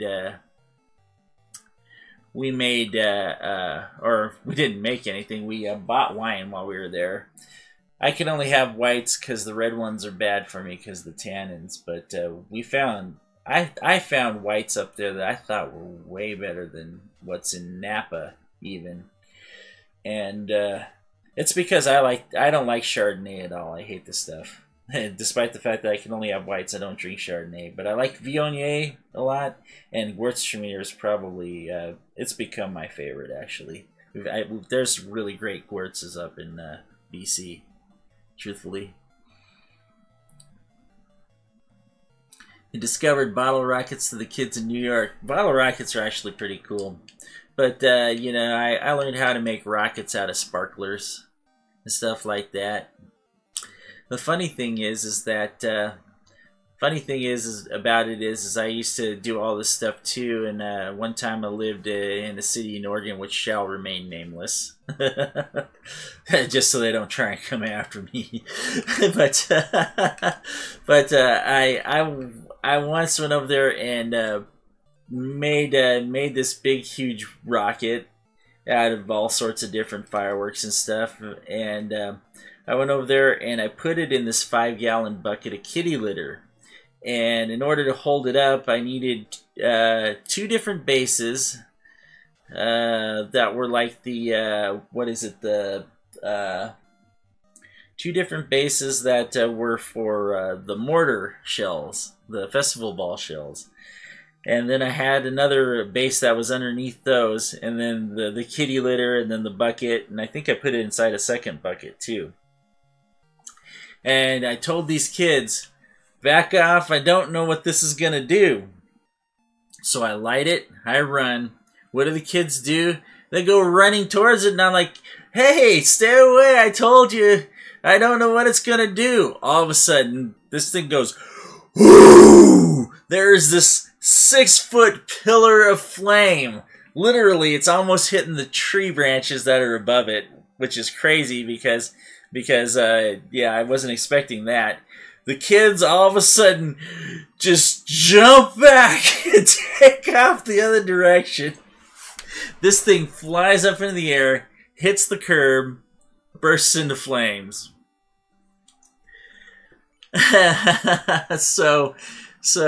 Anyway, I go over there and I look at what happened. It melted through the base. It melted through the bucket, melted through all the kitty litter, down to the pavement. It burned the asphalt to the point where the asphalt was actually it was pretty much scarred. And well, when I moved out from that place, it was like 7 months later, you could still see the black mark on the asphalt from where it had gone off. It's pretty crazy. Well, see, the thing is that, I mean, oftentimes I'll just take like the little like poppets and stuff and the rocks there, and that's just a little gunpowder and stuff like that, and I like those little crackling balls and stuff like that. And then I mean, you just peel some of that and some sparklers, and I mean, usually you can make something pretty good. But I usually light them in areas that there isn't very many buildings around, you know? And like I said, this is back in the day. I haven't done one in like years. I mean, the last thing that I did last thing that I did that was kind of crazy like that was the ever popular Works. Just burn the schoolhouse and I'm happy. Well, quite truthfully, I tell you, the schools nowadays, I'm not exactly happy with what they're teaching kids, you know. And the fact that we're ripping apart stuff from our history, despite the fact that you see, here's the deal. Here's the thing that I've got. Okay, I firmly believe in that phrase that says, those who do not remember history are doomed to repeat it. So, even if they're bad guys, like guys from the South, like Robert E. Lee, stuff like that, you know, if you tear down those and you forget about those guys, you're going to end up with the same thing happening again. It's going to happen again, trust me. And it's because they're trying to erase history, and you can't erase history, you know. I mean, maybe you could back in, you know, how Braveheart, the movie, goes, where he says in the beginning, history is written by those who've hanged heroes, you know. And you could go over there and say that you could say that, you know, he was very correct in his day and age. You could actually go over there and pretty much rewrite history by saying whatever you wanted about the person, because there wasn't stuff like the internet to, you know, get the news around and stuff. And personally, I think that that's a little bit about why they're trying this thing with the FCC to go over there and kill net neutrality, is because they want to censor people, and they want you to see what they want you to believe rather than... I mean, it's not really super conspiracy theory. This is common sense. And the problem is with America nowadays... It's me getting preachy and political here. Okay. Just for a little bit, guys. Bear with me.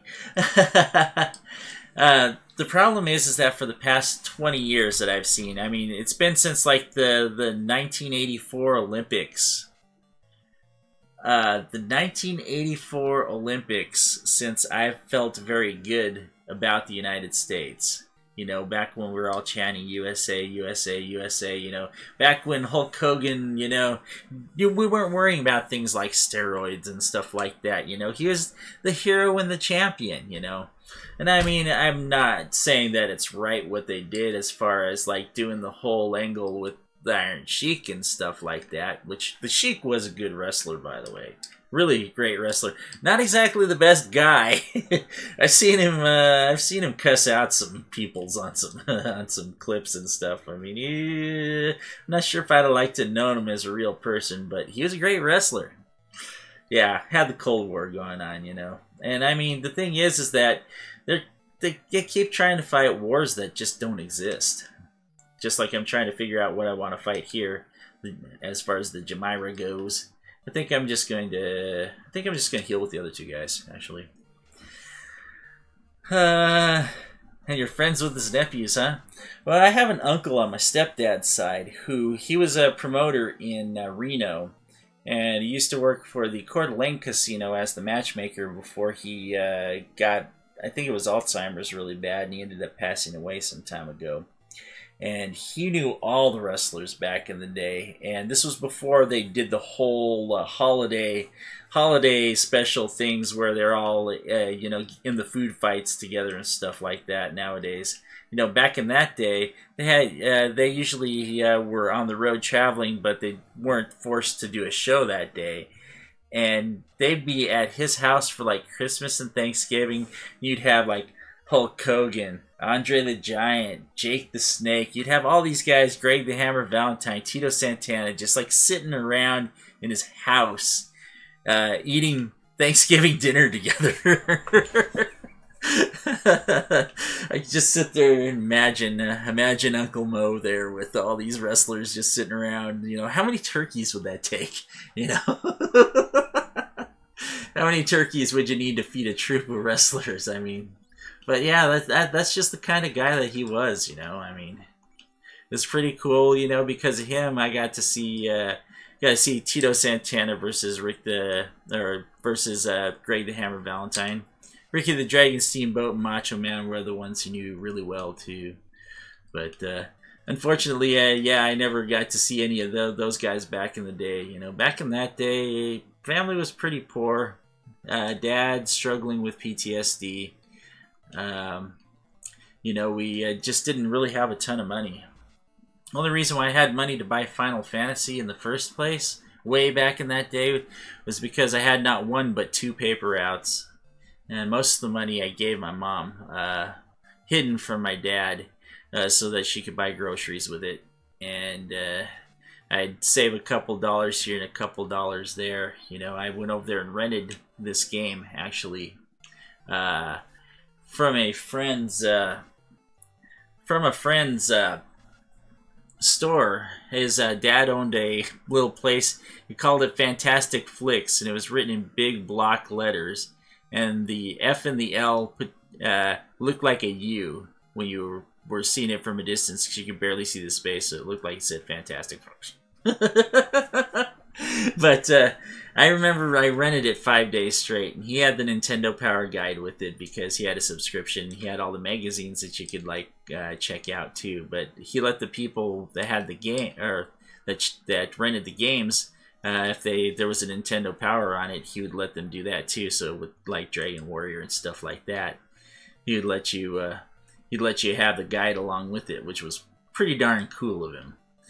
So I got this. I got Final Fantasy, and I rented it for 5 nights from him. He gave me a really good deal. He let me do it for $1 a day, despite the fact that it was like really popular at the time. And I ended up beating the game, and I knew ever since then that I wanted to get a copy.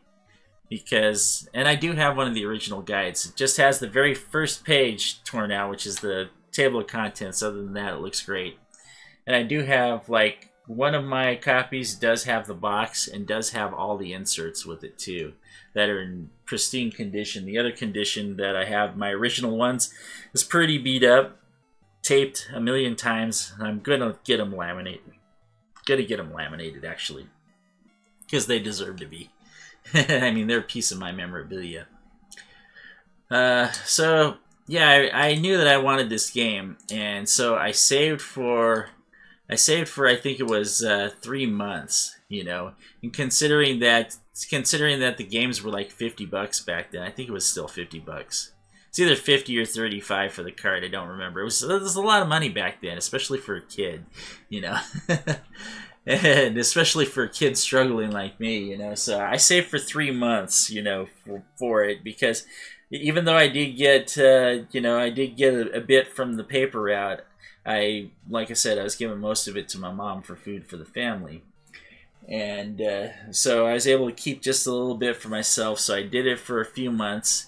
And my dad couldn't afford the gas to take me up to Toys R Us, which was which was the place to get games back then. They didn't have any, like, they didn't have a Babbage's, a Software Etc., GameStop, anything like that, you know. In fact, I think that Babbage's and Software Etc. are both defunct now. We don't even have those anymore. But the thing is that I went up to Toys R Us, and this Toys R Us was like, it was 10 miles from where I lived. I had to take 2 buses to get there, 1 bus to get downtown, and 1 bus to get all the way up North Division.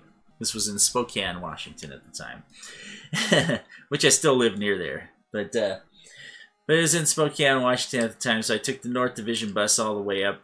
I had to bring my sister with me because they wouldn't let me go alone. I was too little to go alone at the time. And so I get up there, and they have copies. So, of course, I go to buy it and everything. And we knew we had exactly X amount of time to get back over across the street to catch the bus back downtown. So we were really pushing it. This was on a Sunday. There's less buses that ran on Sundays, so yeah, we had to be careful of that. So we ended up getting out. We ended up coming back across, and we were 10 minutes early for the bus, but the bus didn't come. Started to rain. I didn't even open it because I knew that it is getting ready to rain. So it started to rain, so I tucked it inside my coat, and I had like I didn't really have a heavy coat at the time. I had almost like a windbreaker type thing. So yeah, it was a real challenge trying to keep it in that bag and keep it safe. But bus didn't come after the 10 minutes. Didn't come after 20 minutes. Didn't come after 30 minutes. It was 40 minutes before that bus came, which was bad. Which means it was either very, very late or delayed for some reason. And so we ended up missing our last bus to get home. We had to walk, because from downtown to where we lived at the time, it was 3 miles back home. So we had to walk 3 city miles in the rain. And I did it with that tucked underneath my jacket the whole entire time, walking back home, thinking about who I'd play with first, you know, what party I would use. I just wanted to play the game. See, the funny thing is that I may not have had a lot of money back then, but what my dad did have and what he was really cool about is he was cool about wheeling and dealing some stuff. So I did have a shared Atari that the family shared and a bunch of games for it. And we had a Nintendo. I mean, I remember back in that day, I was the kid on the block. I was the guru. I was the wizard, you know. I was the wizard. I was the first kid who beat Mike Tyson in my whole entire neighborhood. I was a hero for it. And yeah, I was the kid that you came to when you wanted to know, well, how do you get past this boss, or how do you get through this area? Because I always knew, you know, the kids would let me borrow their games so I could figure out how to beat them for them, you know. And that's how I got to learn Blaster Master. And it's true, too. You don't forget a walk like that, you know. I never will. And, you know, I'm pretty sure that I've told the story like 3 times within 2 of these broadcasts. Well, not 2 of the broadcasts, but within 2 of my, the 2 playthroughs. And the reason why is just because, you know, I just love the story, and it just tells you how big of a part that this game is of me, you know. I mean, there's not very many games that had as significant an impact as this one has had on me, truthfully. That's the reason why I still play games, too. There's only a few that are like this, too. I mean, like I said, the previous ones that I mentioned, you know, there's like Super Dodgeball, Blaster Master, Mike Tyson's Punch-Out, not the other Punch-Out, Mike Tyson's Punch-Out. It's not Punch-Out if it doesn't have Mike Tyson. That's just the way I feel because I was a kid of the 80s, you know. So, let's see how many level 8s we got now. Oh, hey! Gandalf's got 1, Merlin's got 2. You people like me, come on. Yeah. Yeah, well, you know, I've been playing games like most of my life. And the funny thing is that it hasn't made me like one of the, you know, what you would think, you know, the slobbering guy with the big huge beer belly that doesn't do anything. No, I get out and I do vacations and all that other stuff. I mean, I just got back from seeing the legendary Billy Joel in Portland, which was absolutely awesome. I'm going to share some of that stuff though, but I need to figure out how I can do it and not get copyright strikes from personally because yeah, all of his music, of course, is totally 100% copyrighted. But the thing is that, I mean, I guess if I share it as like a report, you know, of the concert, then I might be able to get away with it because I really would like to share it with other people. And not because I think it will get me, you know, not because I think that there'll be popular videos or, come on, my most popular video actually was taken with like a less than 4 megapixel camera. Back in 2000, I want to say 2007, and it's of seagulls flying backwards, and you can barely notice that seagulls flying backwards in the Great Arctic Hurricane off the Oregon coast the day after the Great Hurricane. So I couldn't get my camera, which was a really crappy camera back then. Well, it was a great camera back then, but it's a really crappy camera now. Sharp of everything. Helps keep me sharp and be aware of everything that I need to do. Well, see, the thing is, too, is that, you know, hand-eye coordination. I mean, I can tell you, I've got really, really great hand-eye coordination. As I always tend to say when I see something falling and I snatch it out in air faster than gravity. Faster than gravity only because of video games. I'm telling you. If you don't play, then you're just missing out. So you get to be one of those coulda, shoulda, wouldas. although I am kind of in a way one of those coulda, shoulda, wouldas because yeah, if my dad hadn't discouraged me from trying to be the best at gaming, I probably would be one of the ultra top tier players. But then again, I probably wouldn't have gone out and seen the stuff that I've seen too. Because you'll see, I've got a whole series on, I call it right now World Traveler. I'm thinking of renaming it. And the reason why I'm thinking of renaming it is because I don't know if I'm going to be able to travel the world. One, you know, I'm not rich by any means. And although I'm good at saving money, you know, I like to take my vacations, you know. So I don't think I'm going to be, you know, that... I don't think unless I hit the lottery, I don't think I'm going to be a world traveler. I might be able to get to Europe. I'm hoping I can get to Europe sometime. But, you know, we'll see how life plays that out. But Anyway, in that one, I've got a lot of waterfalls from around where I'm at, and a lot of places that I've been to that are around my region here, because I'm in the eastern part of Washington State. Pretty close to Spokane. Haven't given away exactly where I'm at because, you know, when I was on my last one, when I was on my last vacation, somehow, some way, my garage door was opened. And, well, it was open, apparently, because I thought for sure that we'd closed it when we left, but the police had actually called me 2 days into vacation to say somebody reported it was open, so they took a look around my garage and closed the door. There wasn't anything missing, which shows you how peaceful of a area that I live in it is. Which I'm very grateful for that, and I'm very grateful that I have good enough neighbors that actually reported it when they saw something was wrong, you know, rather than not doing anything. Which I thank them with a bottle of my own personal wine that I've got, so that's saying how how big I am on gratitude. I actually took a bottle that I'd selected for myself and actually gave it to them for what they did, because yeah, I really appreciated it. 'Cause it was snowing when I came back home, and if my snowblower would have been missing 4 inches of snow right after vacation, having to shovel that would have really sucked. Especially since it dumped 4 more on us the very next day, or actually by the next morning. It was horrible. But that's just how it is. I did want 4 Seasons. I just don't like driving in it. I don't mind removing it either, because that was the other way I made money back in the day, was I snow shoveled. And boy, I could make $300 in a day snow shoveling. And it wasn't because I was being as quick as I could at it, you know. It wasn't because I was trying to give them a snow job, so to speak, you know.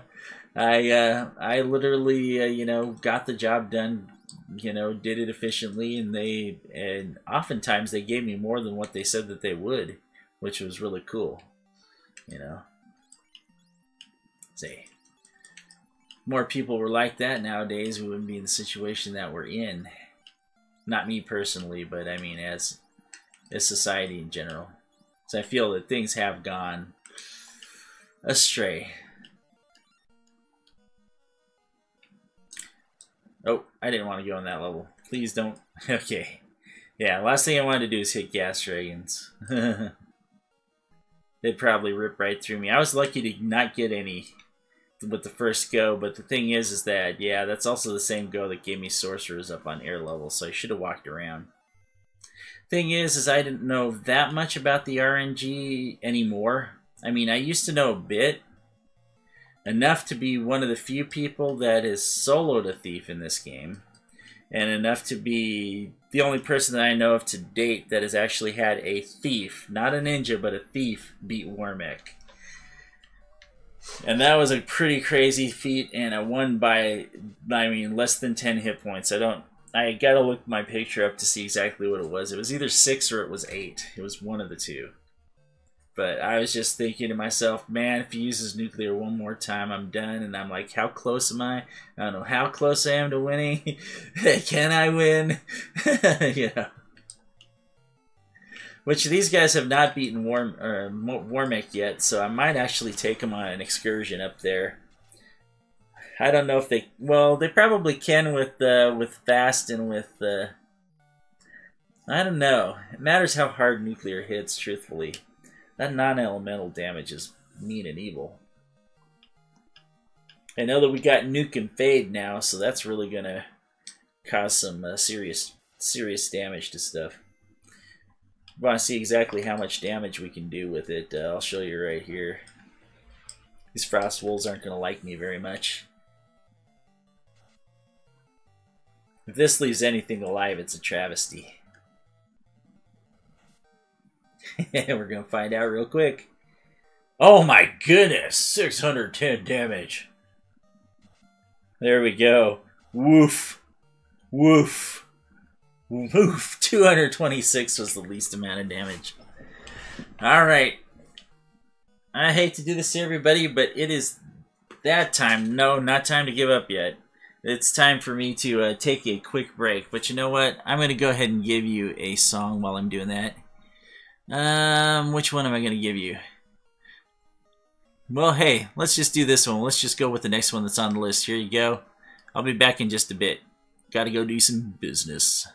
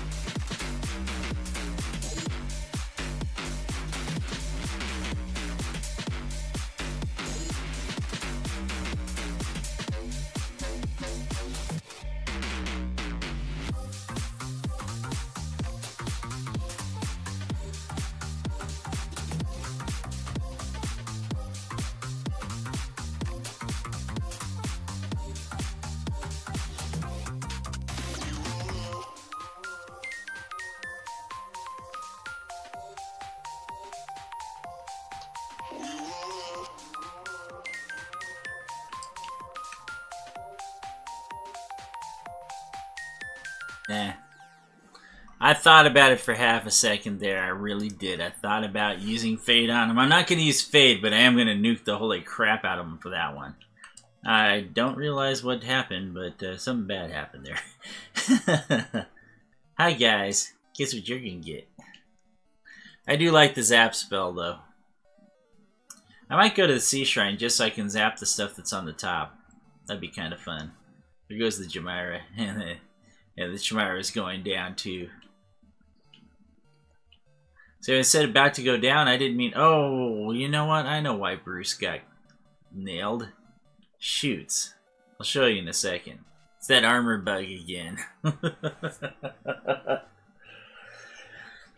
Yeah, he probably got hit pretty good by that Jimmy.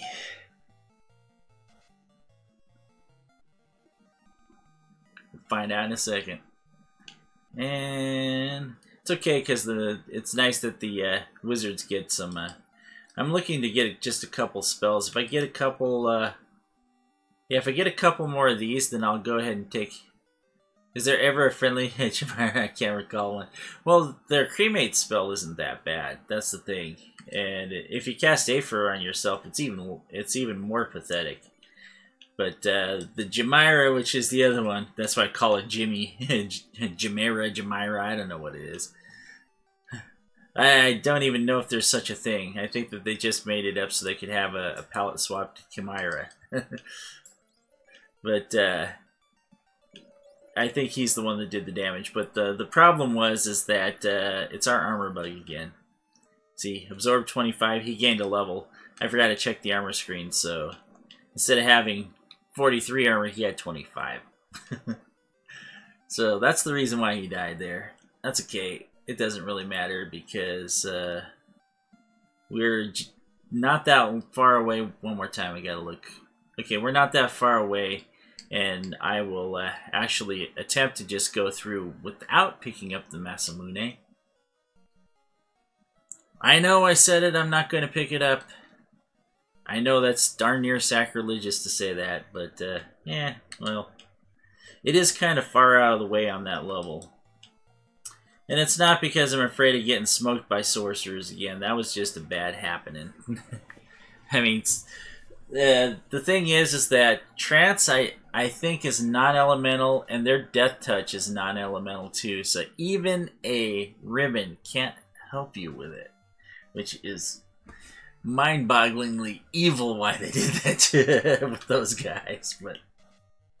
But it's also part of the charm of the game, and what also makes the ice cave so, you know, so scary, you know, when you're playing.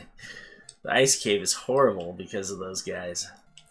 They call them Mind Flayers in, I believe, in the Origins. I have played both versions, by the way. You know, the one thing that I do like, though, I will say, about the Origins and the remake versions, like Dawn of Souls, because the Dawn of Souls version is the same as the Origins, if I remember correctly, is that they remade the Temple of the Fiend's music. And the Temple of the Fiend's music, you know, which is the same thing that's in the Sea Shrine, of course, is really, really awesome. I really love the remake on it. It was a totally awesome remake. So props to them on that, but making the game easier, it didn't work out for me. I know there's a guy that I actually blocked because I didn't want to hear him whining about my comments about how I didn't like it. Of course, maybe it was because it was on like a Dawn of Souls like run for some charity event or something like that, but he didn't like the fact that I was dissing Dawn of Souls because I said it didn't belong there. He's like, "What? You don't mean it's a JRPG?" And I'm like, "No, it is, but it's just if you play the original, you know, and you played as much as I have, then you know that there's a huge difference between the remakes and the original, and the original is that much more difficult." In fact, I think they put save points in the Origins and the Dawn of Souls too, and that to me was blasphemous, for lack of any better term whatsoever, is blasphemy. I could go to the Sea Shrine. Let's see how much. How far away am I from levels here? 6. Oh, this is just 15's. Ooh, 23. 6 and 15's kind of. 15's kind of rough. Know what we should do then? We haven't used that many spells. Let's do it. This is what I'm going to do. We're going to hit this right here. I'm going to hit this. We're going to beat these guys down. And we're going for it. I'm going to try and get a couple extra levels along the way. We're going to go ahead and go after Masamune. I just don't think it's right not to get it.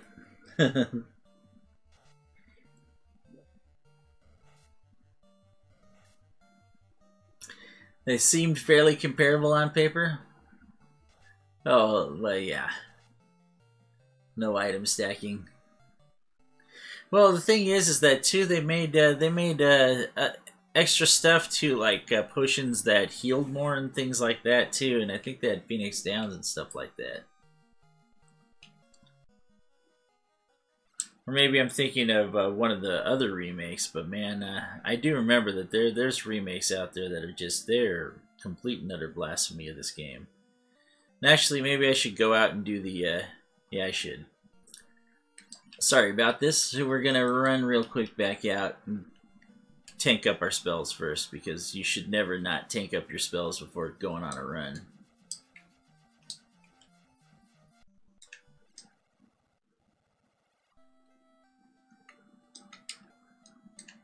Well, I see that's exactly the reason why I think that they got heal helmets in this game and the heal staff, just so you can have those. And if you noticed, yeah, I don't have a pro cape for Bruce. I decided not to give him one so you can have the heal helmet, so you could actually use those.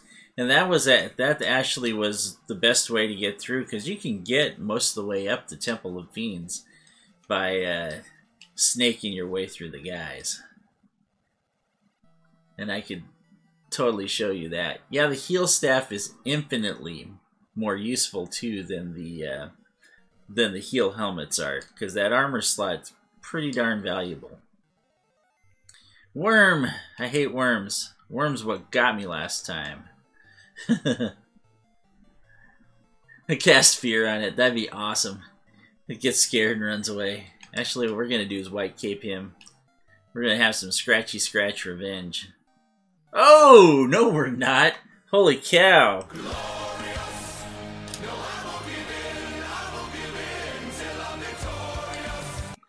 Okay, oh baby.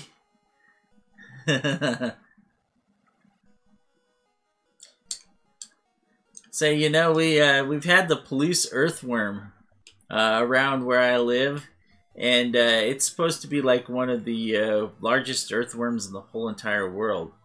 It said that, yeah, it was several feet big. I would have liked to have seen it myself. That would have been kind of cool. What do I want? Oh, hey, let's use Confusion on him. Gotta have some Bobby Roode there, that's right. Yeah, I just can't find a better song, truthfully. I can't find a better clip. He's where I'm from. Toronto, huh? Toronto, Ontario, Canada. Say, no, I like Bobby Roode. I actually do. And I like the fact that they're, because he's mostly been a heel where he's been, I like the fact that they're trying to make him a face. And it seems to be working pretty well, too. I mean, it helps that he's got the absolute best song since Motorhead did the game for Triple H, you know. Did play the game for Triple H. In fact, I actually like Bobby Roode's a little bit better than I like Motorhead. Sorry, Lemmy, you gotta rest your soul. But yeah, it's true. I do like it better. It's true, it's damn true.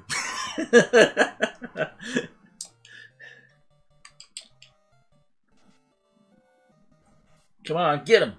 Oh, ow, 145 damage. He's not playing around. Little punks are playing like the Miz that came to play. Oh, the Miz. Oh, okay. I'm gonna tell you the story. Some time ago, I can't even remember what the year was. I think it was around 2000. I think it was 2008, because I think it was the same year I went to the Ozfest later. There was a SmackDown in the Rose Garden, Portland, Oregon. My wife and I got will call tickets. I don't remember if she was my wife at the time or if she was just my fiance at the time, but yeah, it doesn't matter either way. But I'm going to use heal potions this time since we're going up. And so anyway, we go get the will call tickets. We park in the parking garage, go get the will call tickets. We're coming back down. The ramp that we were supposed to come down was blocked. It was barricaded, no entry, nothing. And it had a locked gate behind it too. They'd locked up the gate, and I was like, what? So I'm like, well, I got to figure out how to go to where our car was without going all the way around the rose garden. So I point and I'm like, well, there's that building there and it looks like it's got doors on the side and there's a ramp that goes down and we can probably get through there and get across to the other side to get to where our car's at. So my wife get in there and we're going back and forth through this place, through this building that's just like this huge maze. And then oh no, oh my god, oh, this is terrible right here. Oh, gas dragons, unrunnable battle, by the way. These guys are going to be horrific because they have this thing called poison which can easily wipe us out. Good news is we just went back out and saved. Bad news is yeah, this is definitely ice 3 time here because ice is the only thing that they're bad against. Or the only thing that does good against them. Here's that poison. And I'm lucky, we got low rolls. We got really low rolls on that. 54, 62, 46. Oh, I guess it must be ribbonable. The poison must be ribbonable. I remember when you have 4 guys, one of them doesn't have a ribbon. They usually always get destroyed on it. Okay. Well, we might be able to take these guys then. This might not be too terribly terrible. Black shirt. I don't want to waste 2. Okay, so back to the story. So we finally get out of this building, out the side door, going down the ramp, and all of a sudden there's like this group of kids that's down there that wasn't there before. And so I go down, go behind the kids, go to the gate, go to open the gate. Yeah, and there's a couple guys on the other side. One of the guys tries to stop me, and he says, "Hey, wait, you can't come through there." And I'm like, well, my car's on the other side. And this is the only way I could go because the ramp's all closed off up there. So, you know, how do you expect me to get to my car? I said, I'm going to come through. And he says, "You can't come through here." He says, "The Miz is giving an interview." And I'm like, and I'm going to say this even though I probably shouldn't. Who the fuck's the Miz? And the other guy goes, "I'm the Miz."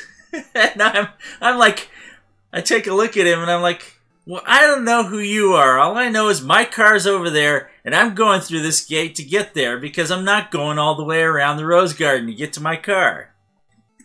And the other guy goes, "That's okay, this interview's over." And the kids all go, "Oh." Well, the funny thing is, here's the funny thing is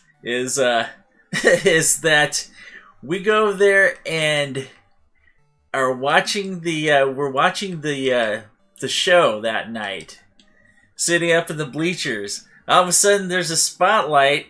Oh wow, 1 hit point. Get him! Get him! Get him! Awesome! There you go. There's your awesome. Okay, so we're sitting in the bleachers. All of a sudden, this spotlight is in the bleachers. And this guy's walking down the bleachers with a spotlight on him, and he's up on the big Titantron, and I'm like, hey, isn't that the guy from outside earlier today? And it was the Miz, and he was debuting as a wrestler that night. I had not known him from the real world or anything like that, and I totally punked him out his first day that he was coming on as WWE. Or WWF back then. And the funny thing is that he actually did say, "I'm the Miz! I'm the Miz!" He said it like that. "I'm the Miz!" When I said, "Who the fuck is the Miz?" So now that I've turned this into R-rated. But yeah. So that's my super cool story of the day there. So yeah, he pretty much owes his whole entire gimmick to me because he wouldn't have I'm the Miz without the guy who went and punked him out at the Rose Garden. But the thing is that I was getting through that gate whether they wanted me to or not. I was going to push my way through. It would have taken an armed guard to try and shoot me down for me not to try and go because it was a cold day that day. It really was, and I didn't want to go all the way around the Rose Garden. I'm going to tweet him about it. You know, the funny thing is that the place where I work, there's a bartender there. Or there used to be a bartender there. And he actually used to be on The Real Life with him. Which was kind of funny. So I told him that story. But I thought it was hilarious, though. I mean, how often does that happen? I mean, it's true. I didn't even know him. I was like, my car's down here, and I'm going to my car, and I don't know who you are. I'm the Miz. Let's see. How am I going to deal with Phantom? I think we're just going to beat him up. Beat him up. Well, white shirt just in case he wants to try and I think fireworks on him too. Yeah, fireworks really well on him. Wow, that was great. Nice. Yeah, you know, I could have tweeted to him or said something to him like a long time ago, you know, and he probably would love to actually probably do some sort of spot or promo with that because yeah, he probably would like some revenge. But it was completely 100% epic. And I didn't even realize exactly how epic it was until that night when he was coming down out of the stands. I'm like, hey, wasn't that the guy from the parking garage today? And it was his debut night too. That's the worst part of all, I think, is that, I mean, yeah. I'd almost feel sorry for him if it weren't for his character, but I know that in real life he's supposed to be a real cool, real nice guy. But that's the thing with WWE is they usually try and make guys play exactly what they're opposite, you know. Like, I love Baron Corbin, man. Baron Corbin's awesome. I think that he's got everything it takes. There's a lot of people that don't like him.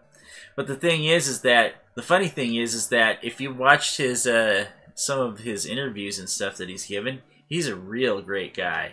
Really is.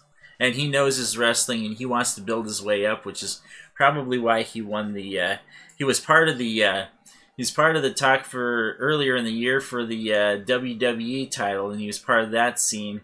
But he wanted to go the, instead of going the shortcut route, he wanted to go the long way and do the U.S. title, and he wants to do the Intercontinental title and all those other titles first because he understands the history behind them and stuff like that, you know.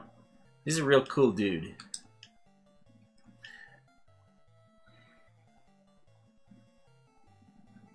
No. Actually, no. The characters are opposite of what they are. Oftentimes. Like John Cena, who's supposed to be this up-and-up righteous guy, he's a real jerk. And I've heard that from way more than enough sources to know that it's true. And yeah, there's a few guys that are playing exactly what they are, like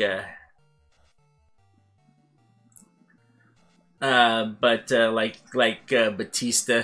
Batista would be one that he's pretty darn well close to what his character was, you know.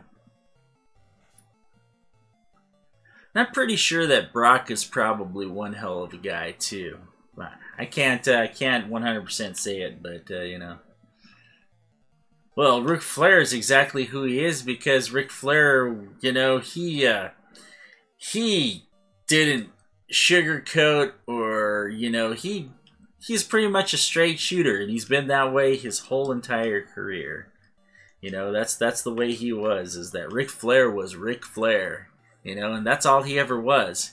But the thing is that Ric Flair grew up in the time where the wrestlers were exactly what they were. Like Hulk Hogan, you know, was about what he was. Andre the Giant, you know, towards the end they kind of made him mean, but Andre was one of the coolest, nicest guys you'd ever know. Totally, 100%. Let's see, who else we got? Was I going up or was it going down? One way to find out. This is the closest stairway. I'll be able to tell by which stairs I go down. Oh, this was the one. Frost Dragons again. But yeah, Ric Flair was a little bit before we got to this whole opposite thing going on, because the opposite thing started right around the it started in the Attitude Era where they started reversing guys and what they were versus what they are in real life. Like, you know, one guy I'd really love to hang with is Chris Jericho, man. Chris Jericho, Fozzie's really cool, actually. If you haven't checked out Fozzie, they actually have some really good tunes. But Chris Jericho seems to me like he'd be a pretty cool guy to hang out with. Just based off his podcasts alone, you know. Seems like he'd be real nice. Let's see, I gotta figure out what to do with these guys. I think there's only one thing to do here. I think I want to nuke them. So the other guys that want to hang out with is the Hardys, because, you know, Matt and Jeff, I mean, I saw, if you saw it last night, there was a, oh, well, you know, most of the time when they get beat up, because I'm sure everybody saw the pretty epic CM Punk where he called the fan a homo. It was part of his gimmick, but he kind of ran it a little far.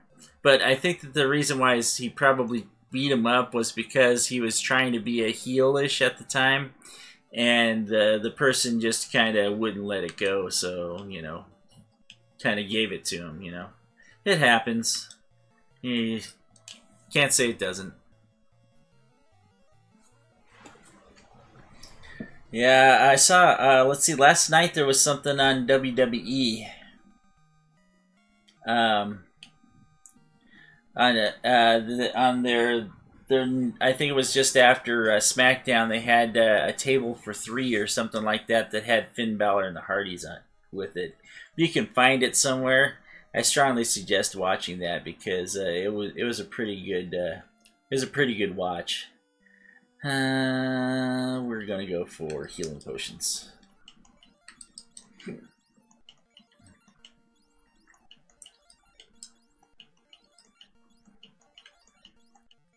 Concentrating on healing.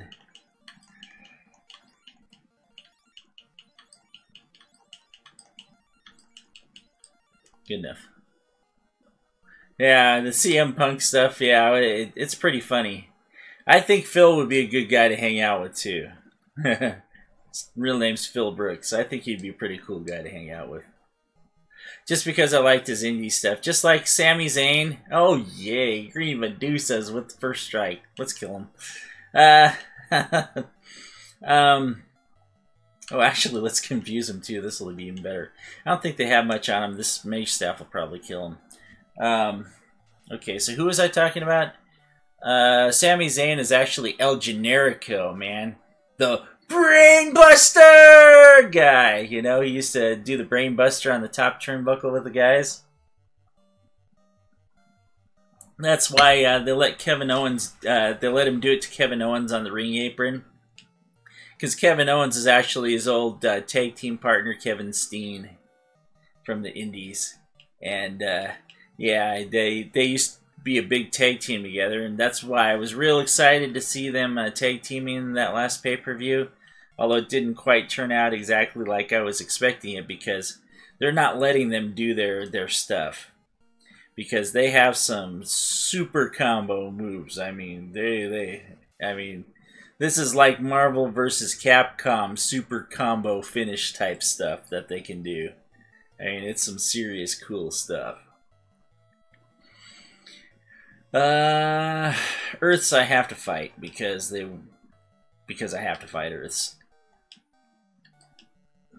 They won't let me not fight Earths. Wondering if I should go Fire 3. I think I will. How many do I got? 5 warps? I better not blow it this time. Say Kraken better not take out Gandalf, I'll be ticked. Actually, if he takes out Gandalf and we beat Kraken and we have just the 2 guys, we're going for it. That's what's going to happen.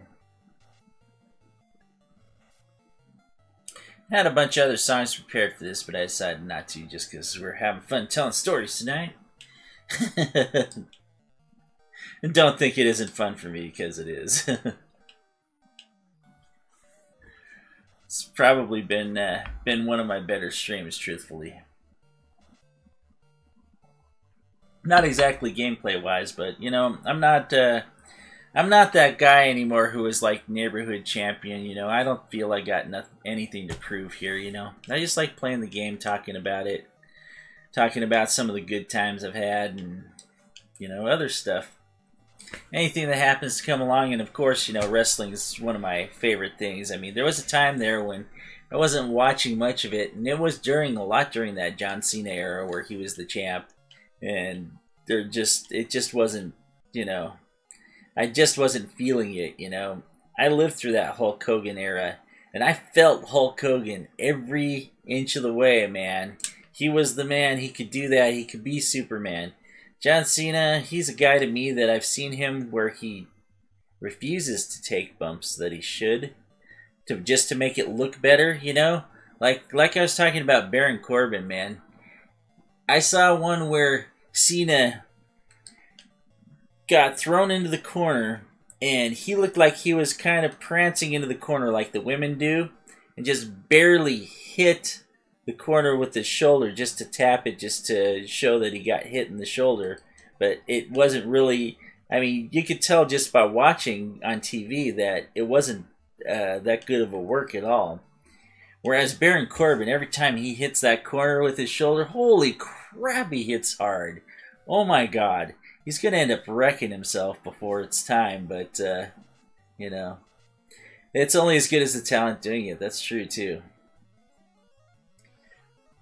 Yeah, talent has improved in the past few years, true, and that's a lot to do with the indie guys, you know, the guys like Kevin Owens, Sami Zayn, guys like which Sami Zayn has not gotten his fair shake yet. I'm telling you, he has not. He really is that good. If you don't need to even actually you don't need to believe me. Just look up El Generico if you need to know that. Because yeah, he was the generic luchador. that's what they called him, the generic luchador El Generico, and he was awesome. And he still is that awesome. But also Rollins, who I don't really care for that much, and Ambrose both came from the Indies. I don't know if Reigns did. The women's matches are terrific. Oh my god, I love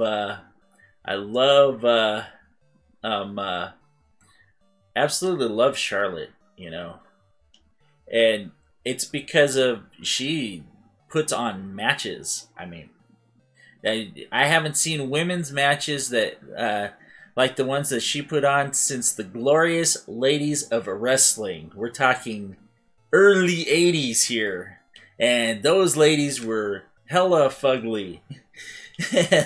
But they knew how to beat each other up. But yeah, she puts on great matches. I don't think that Sasha Banks is anywhere near the caliber of Charlotte. In fact, the only one that even comes slightly close, besides Asuka, which she is for real, is Natalya, which they really haven't let them have the opportunity to have their real match, you know. They need to have a real match between those two.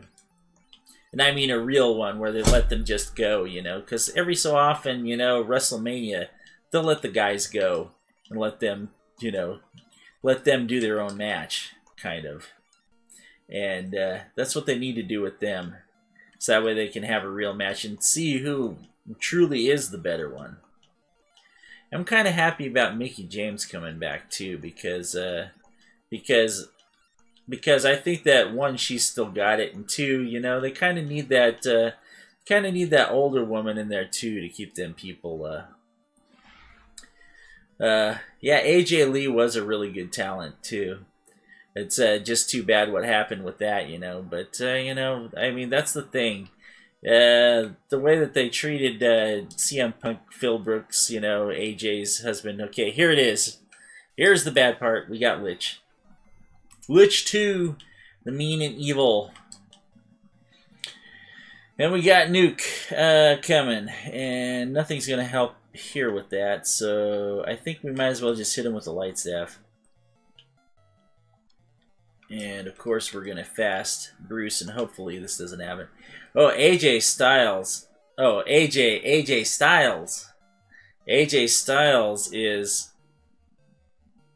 I'm going to tell you right now, okay?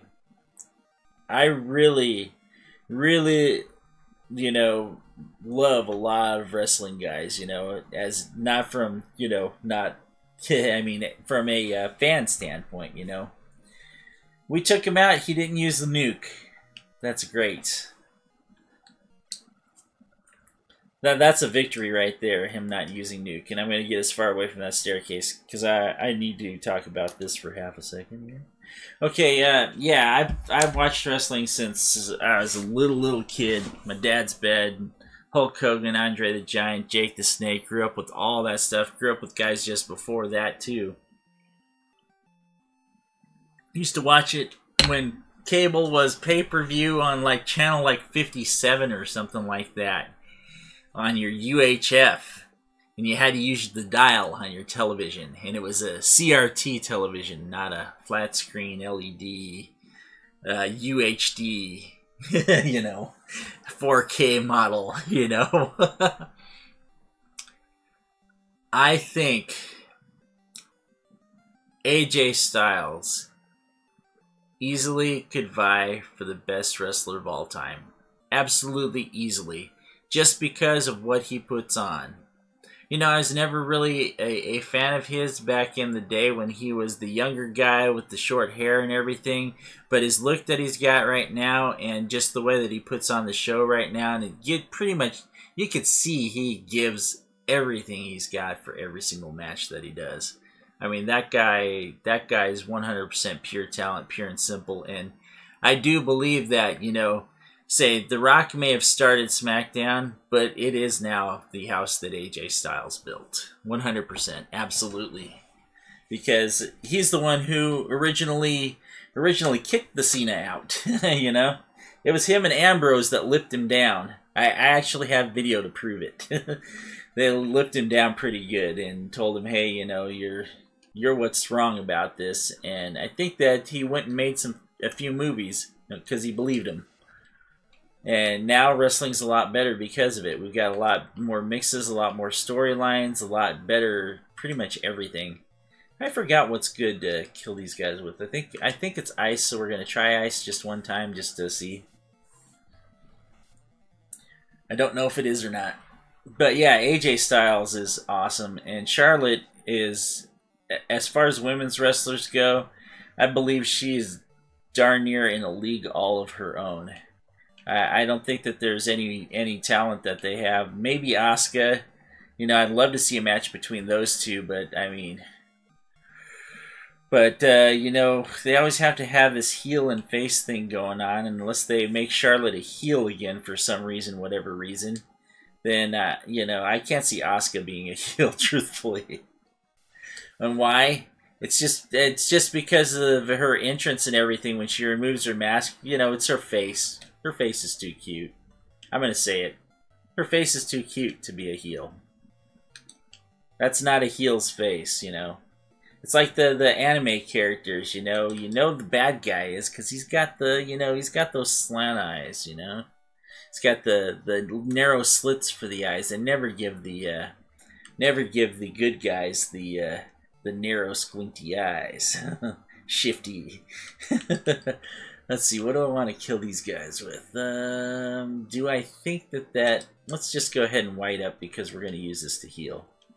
That's what we're going to do. And we'll go ahead and use the black shirt. Oh, I should have used the Bane sword. See if I could kill some... Oh, wow, he took the giant out anyway. Ho, ho, ho. Red Giant just died. You know, I've just been forgetting to do this here too. I've got a whole bunch of cool stuff on my... But, got a whole bunch of cool stuff on my buttons, but I haven't been playing much.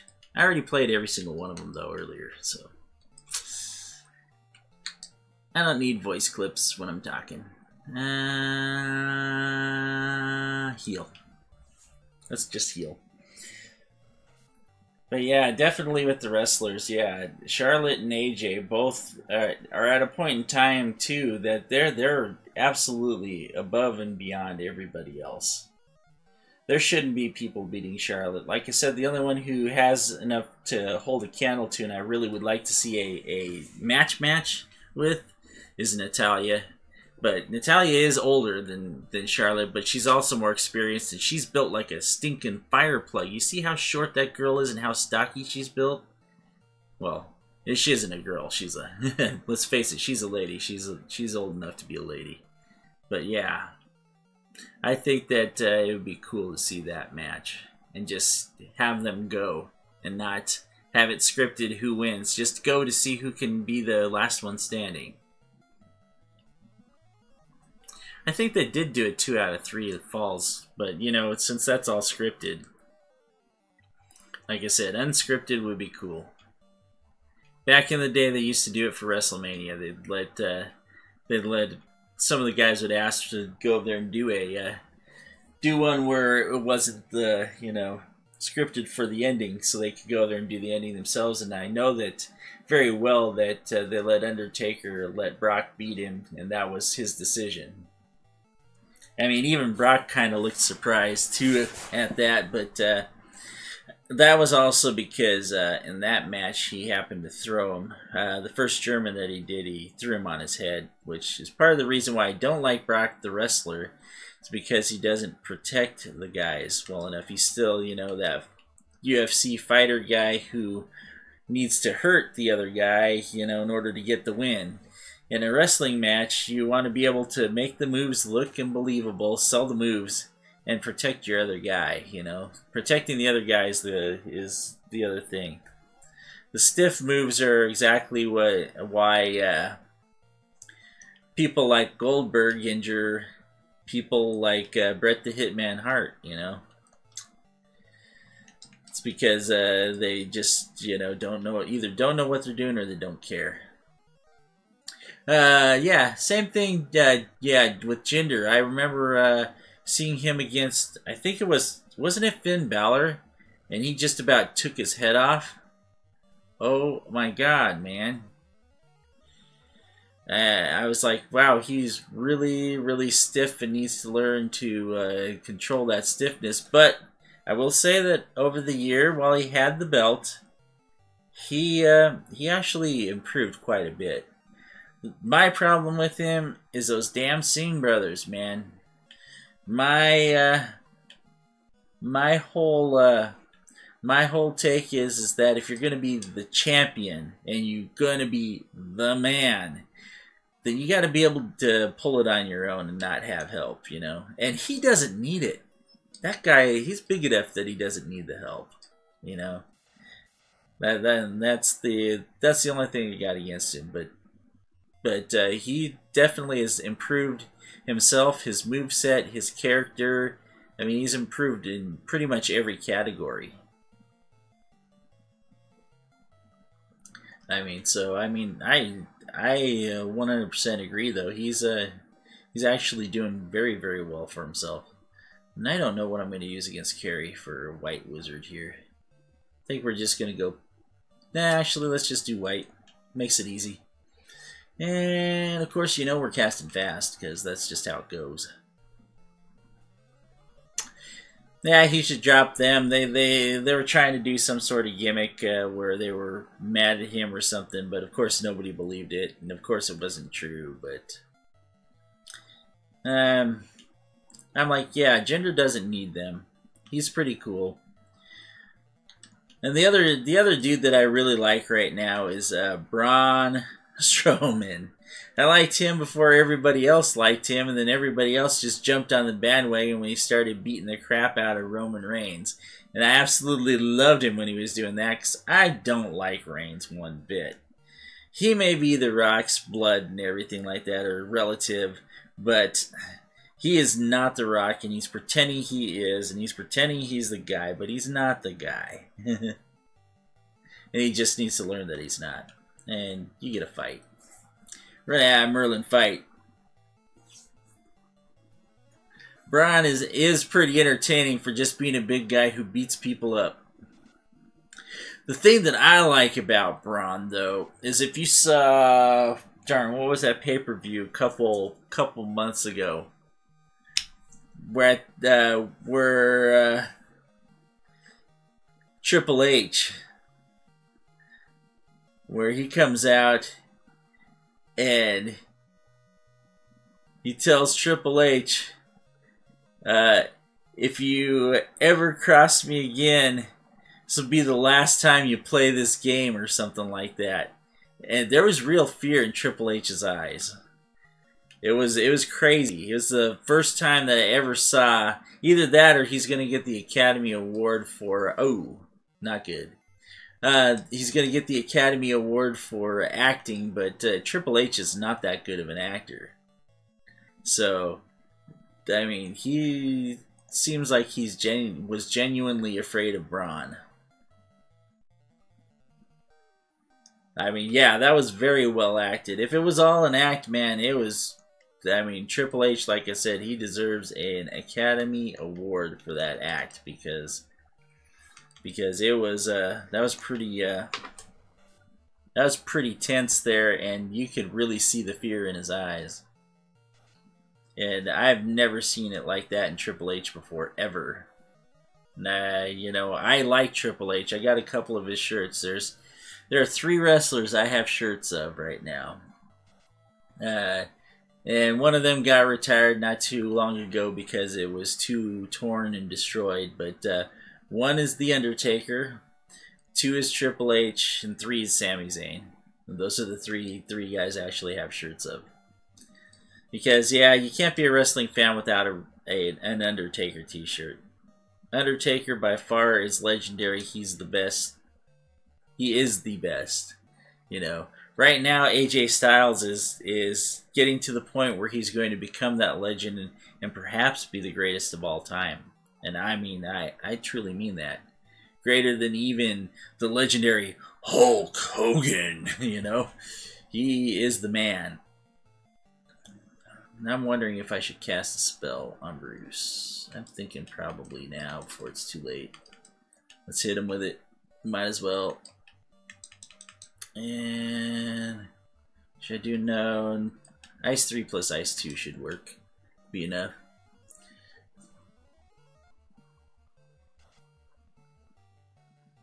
Yeah, Brian scares me through that television.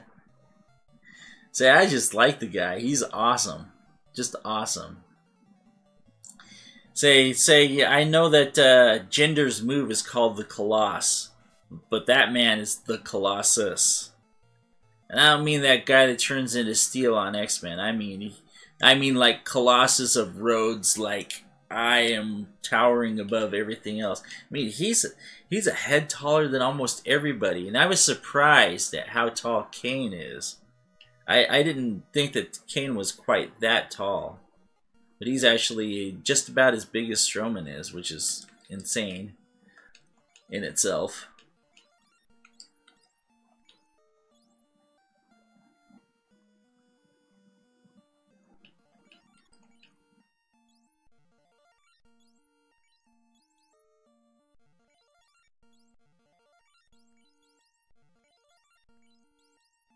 AJ was a good man to take 2 Colossus. Well, you know, the funny thing is that way back in the day, I remember this, and before it was that time, no, it was in the middle of that time period, right before things were getting to change, and when I really was starting not to like John Cena, you know, where I was starting to go from where I liked him as the rapper guy to where he became this goody two-shoes dude, and then I just didn't like him anymore because they were giving him too many opportunities, I thought. That maybe he did or maybe he didn't deserve. Who knows? But I remember the one WrestleMania where he went against The Rock. And there was a guy at work who was adamant that John Cena was going to win. And I told him that The Rock was going to win. And so I invited him over to my house to watch WrestleMania because I told him it's going to take, it's going to take more than 1 rock bottom. It's probably going to take 3 rock bottoms for him to put John Cena away, I said. But I said, in order for John Cena to put The Rock away, it's going to take way more than an FU. It's going to take like about 4 FUs to do it. And sure enough, the rock hit the third rock bottom, I think it was, and he covered him and won the...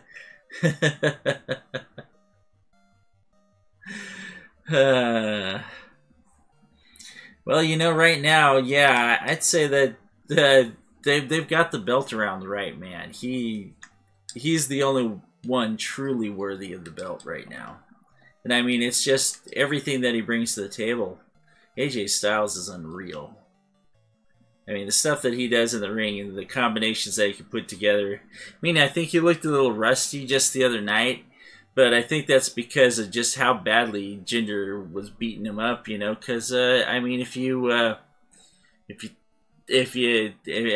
think about it, you know, even on Talking Smack after this last pay-per-view, he said he felt like he was really beat up. He also said that he's done fighting Jinder now that he's beat him as the champion, you know. So it makes me wonder what's next for what's next for both of them. And I'm trying to figure out what I'm going to do here. Okay, I got it. I had to take a step back and think for a second and play the game. Say we're looking real good now. But yeah, there's just no one around worthy of... Well, I guess so. You know, it is true. It probably wasn't Dolph Cena's fault because, yeah, that was when Undertaker was working part-time, you know. And Kane was kind of not in the... I mean, he wasn't really part of the picture, you know.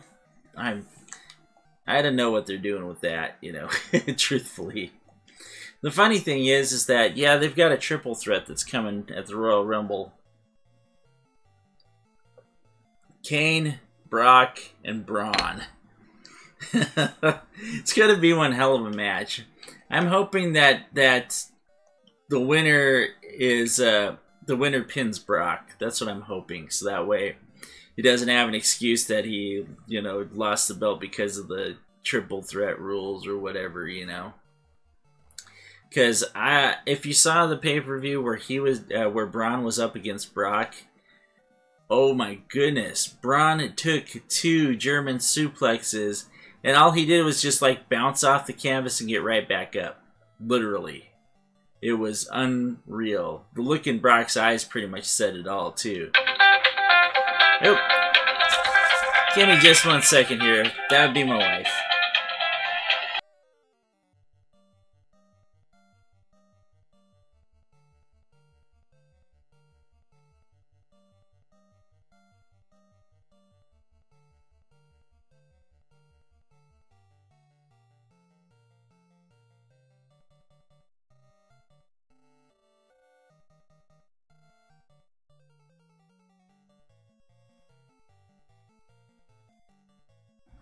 Yeah, that was her. She's on her way home, so it looks like I may or may not get the end in here. Yeah, we'll find out. I think I'm gonna try and take him on. I can either do that or I can go get Masamune. I haven't gained that many levels here. I think that I need to do this. Okay, so we were talking about let's see. Yeah, no one's okay, so we were talking about Kane and Braun and Brock. So, Kane and Braun and Brock. Oh, man. Yeah, I'm hoping one of them pins Lesnar so he doesn't have, like, the excuse that he lost under triple threat rules, you know. I'm hoping that that's what happens, but I'm thinking what's probably going to happen is Brock's either going to win when they attack each other and then he picks the bones, or it's going to be that, Braun or Kane beats the other one. And that's going to be absolutely nuts. And the thing is that I could see them playing it any one of those ways. I mean, what sets up the better match? I mean, right now, Kane versus Braun is probably a bigger match right now going towards WrestleMania than Brock versus anybody, truthfully. Because we've already seen Brock versus anybody, you know. And the only one that can stand against him really is Braun, truthfully. And I mean, that's true. I mean, Braun versus Brock, that was a very, very, very close match where Brock very easily could have lost. And I forgot how he won. I forgot exactly how he won. I think he, I don't think it was a Kimura lock. I don't think it was an F5 either. I think that he pulled something else out and was able to, I think maybe he put him to sleep, maybe. Not with a sleeper hold, but with a different MMA move. But, let's see. How do I want to do the healing? Thinking for a second here.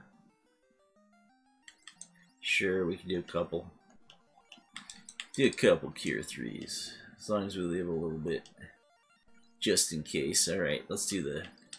I just want to leave some potions just in case. Because you never know if Kraken's going to take somebody out.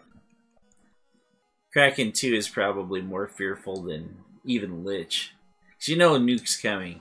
But Kraken, you never know what's going to hit. And you know what? Oop. See you later, guys. We're not playing this game. But yeah, I'm thinking that we're probably going to end up with a with somebody winning the belt. And I'm going to say it could go either way. It could go Braun winning the belt. Or it could even go Kane winning the belt, getting his last title run, you know, before he fades off into the sunset, you know, so to speak. Waters, you do have to fight, so I'm fighting Waters, unfortunately. I would like to Ice 3 him, I'm not going to. I need it. I need to save it. Yeah, if we're going for Chaos, we got to do it. And I'm going to get one shot at it. Because I'm not, I know that when my wife Heather gets home, I'm going to have to make sure that we get something to eat, so. She worked late, so I'm thinking that I better be cooking today.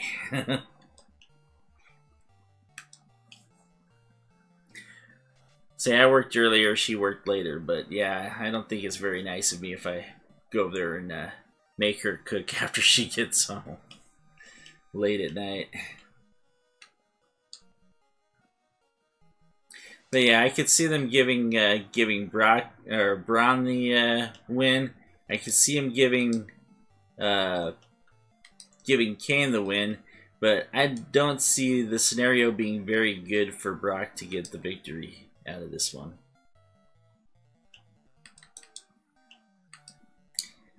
Say, hey, there's some guy that told me some time ago, like, happy wife, happy life, you know, and actually, like, you know, when you're like us, we kind of are. Whoa, holy crap, that was the guy I did not want him to take out. Now we're in trouble. We went from having an opportunity here to, like, so what do we got left? We got 2 life 2s. I'm gonna need 1 life 2 at least, so we're gonna cast Fade and Nuke. We gotta do it. See, like I said, you never know who Kraken's gonna decide to take out. He got his crit. Oh my goodness, we're doing no damage to 152. That's not good.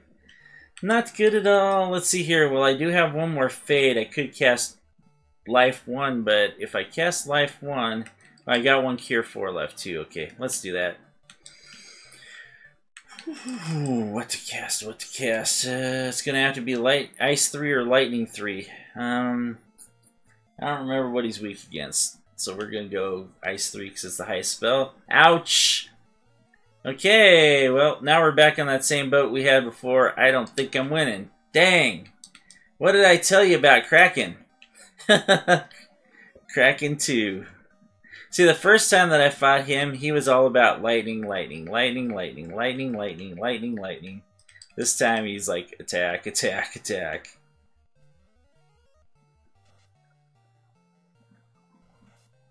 Ouch. Boo! Alright, you know what a full wipeout means. It means 2 things. 1, it means that this run, the ending, is going to have to wait for 1 more episode. Because we're 3.5 hours in.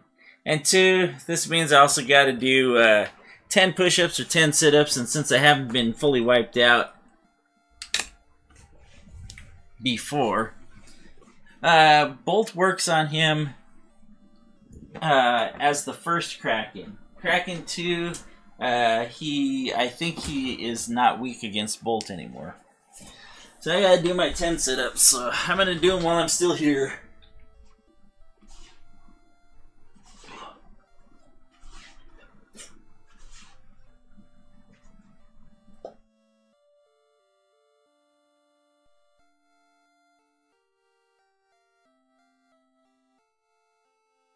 I once had a Skyrim episode where I had to do, I think it was 100 sit-ups total. I had to do 100 sit-ups total, and I had 60, I think it was, push-ups in with it too. Because when I die in Skyrim, I'll also do the push-ups and sit-ups, but unfortunately, that's going to be this stream. So we're going to have to go one more. The good news is that I did this last part as just a run. So we have most of our experience saved up, except from just what we gained from this little segment from the last time we entered. So that's really cool. So this is Dethaddr at the DeThShop. I want to thank you very much for watching. Especially you, Aviv. Thank you very much, especially for subscribing today. I do appreciate that. Hey, if you happen to know anybody out there that you think would enjoy these streams, you know, give them a holler. Tell them to come by. I'll talk with them too. In fact, it's a lot better when somebody does come to play.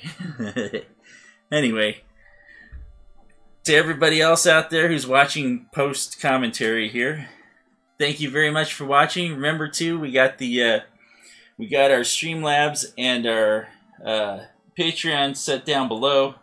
Everything's going towards a webcam so you can watch me do my sit-ups. And you'll also be making me wear shorts and or sweatpants when I do my videos, because yeah, I'm not going to be showing my goods off. Anyway, thank you so very much for watching, everybody. I guess I didn't get through half of the music here. But I'll tell you what, just because this was an OMG moment, I'm going to give you Different Heaven, because you deserve it.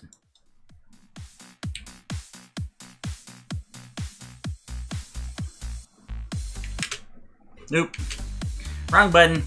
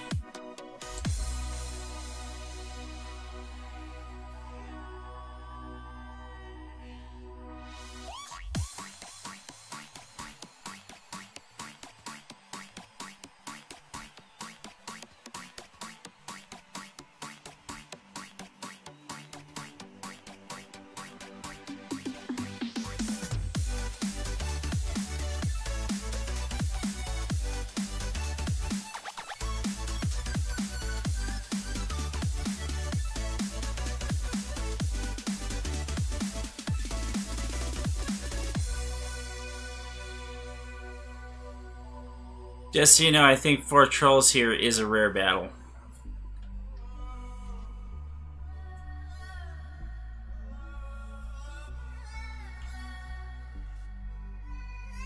I'm also setting up for some XP grinding in the Sea Shrine next time.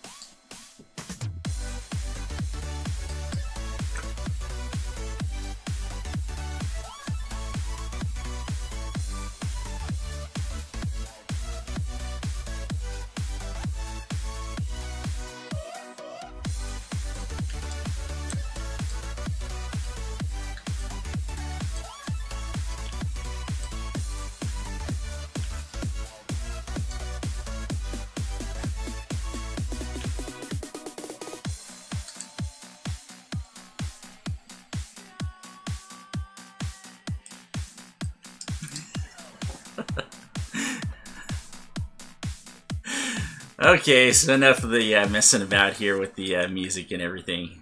Anyway, this is Dethaddr at the DeThShop. Thank you so much, very much for watching once again. And we will catch you later. Have a good night and stay safe out there, everybody. Again, thanks, Aviv. Appreciate being here. Good night.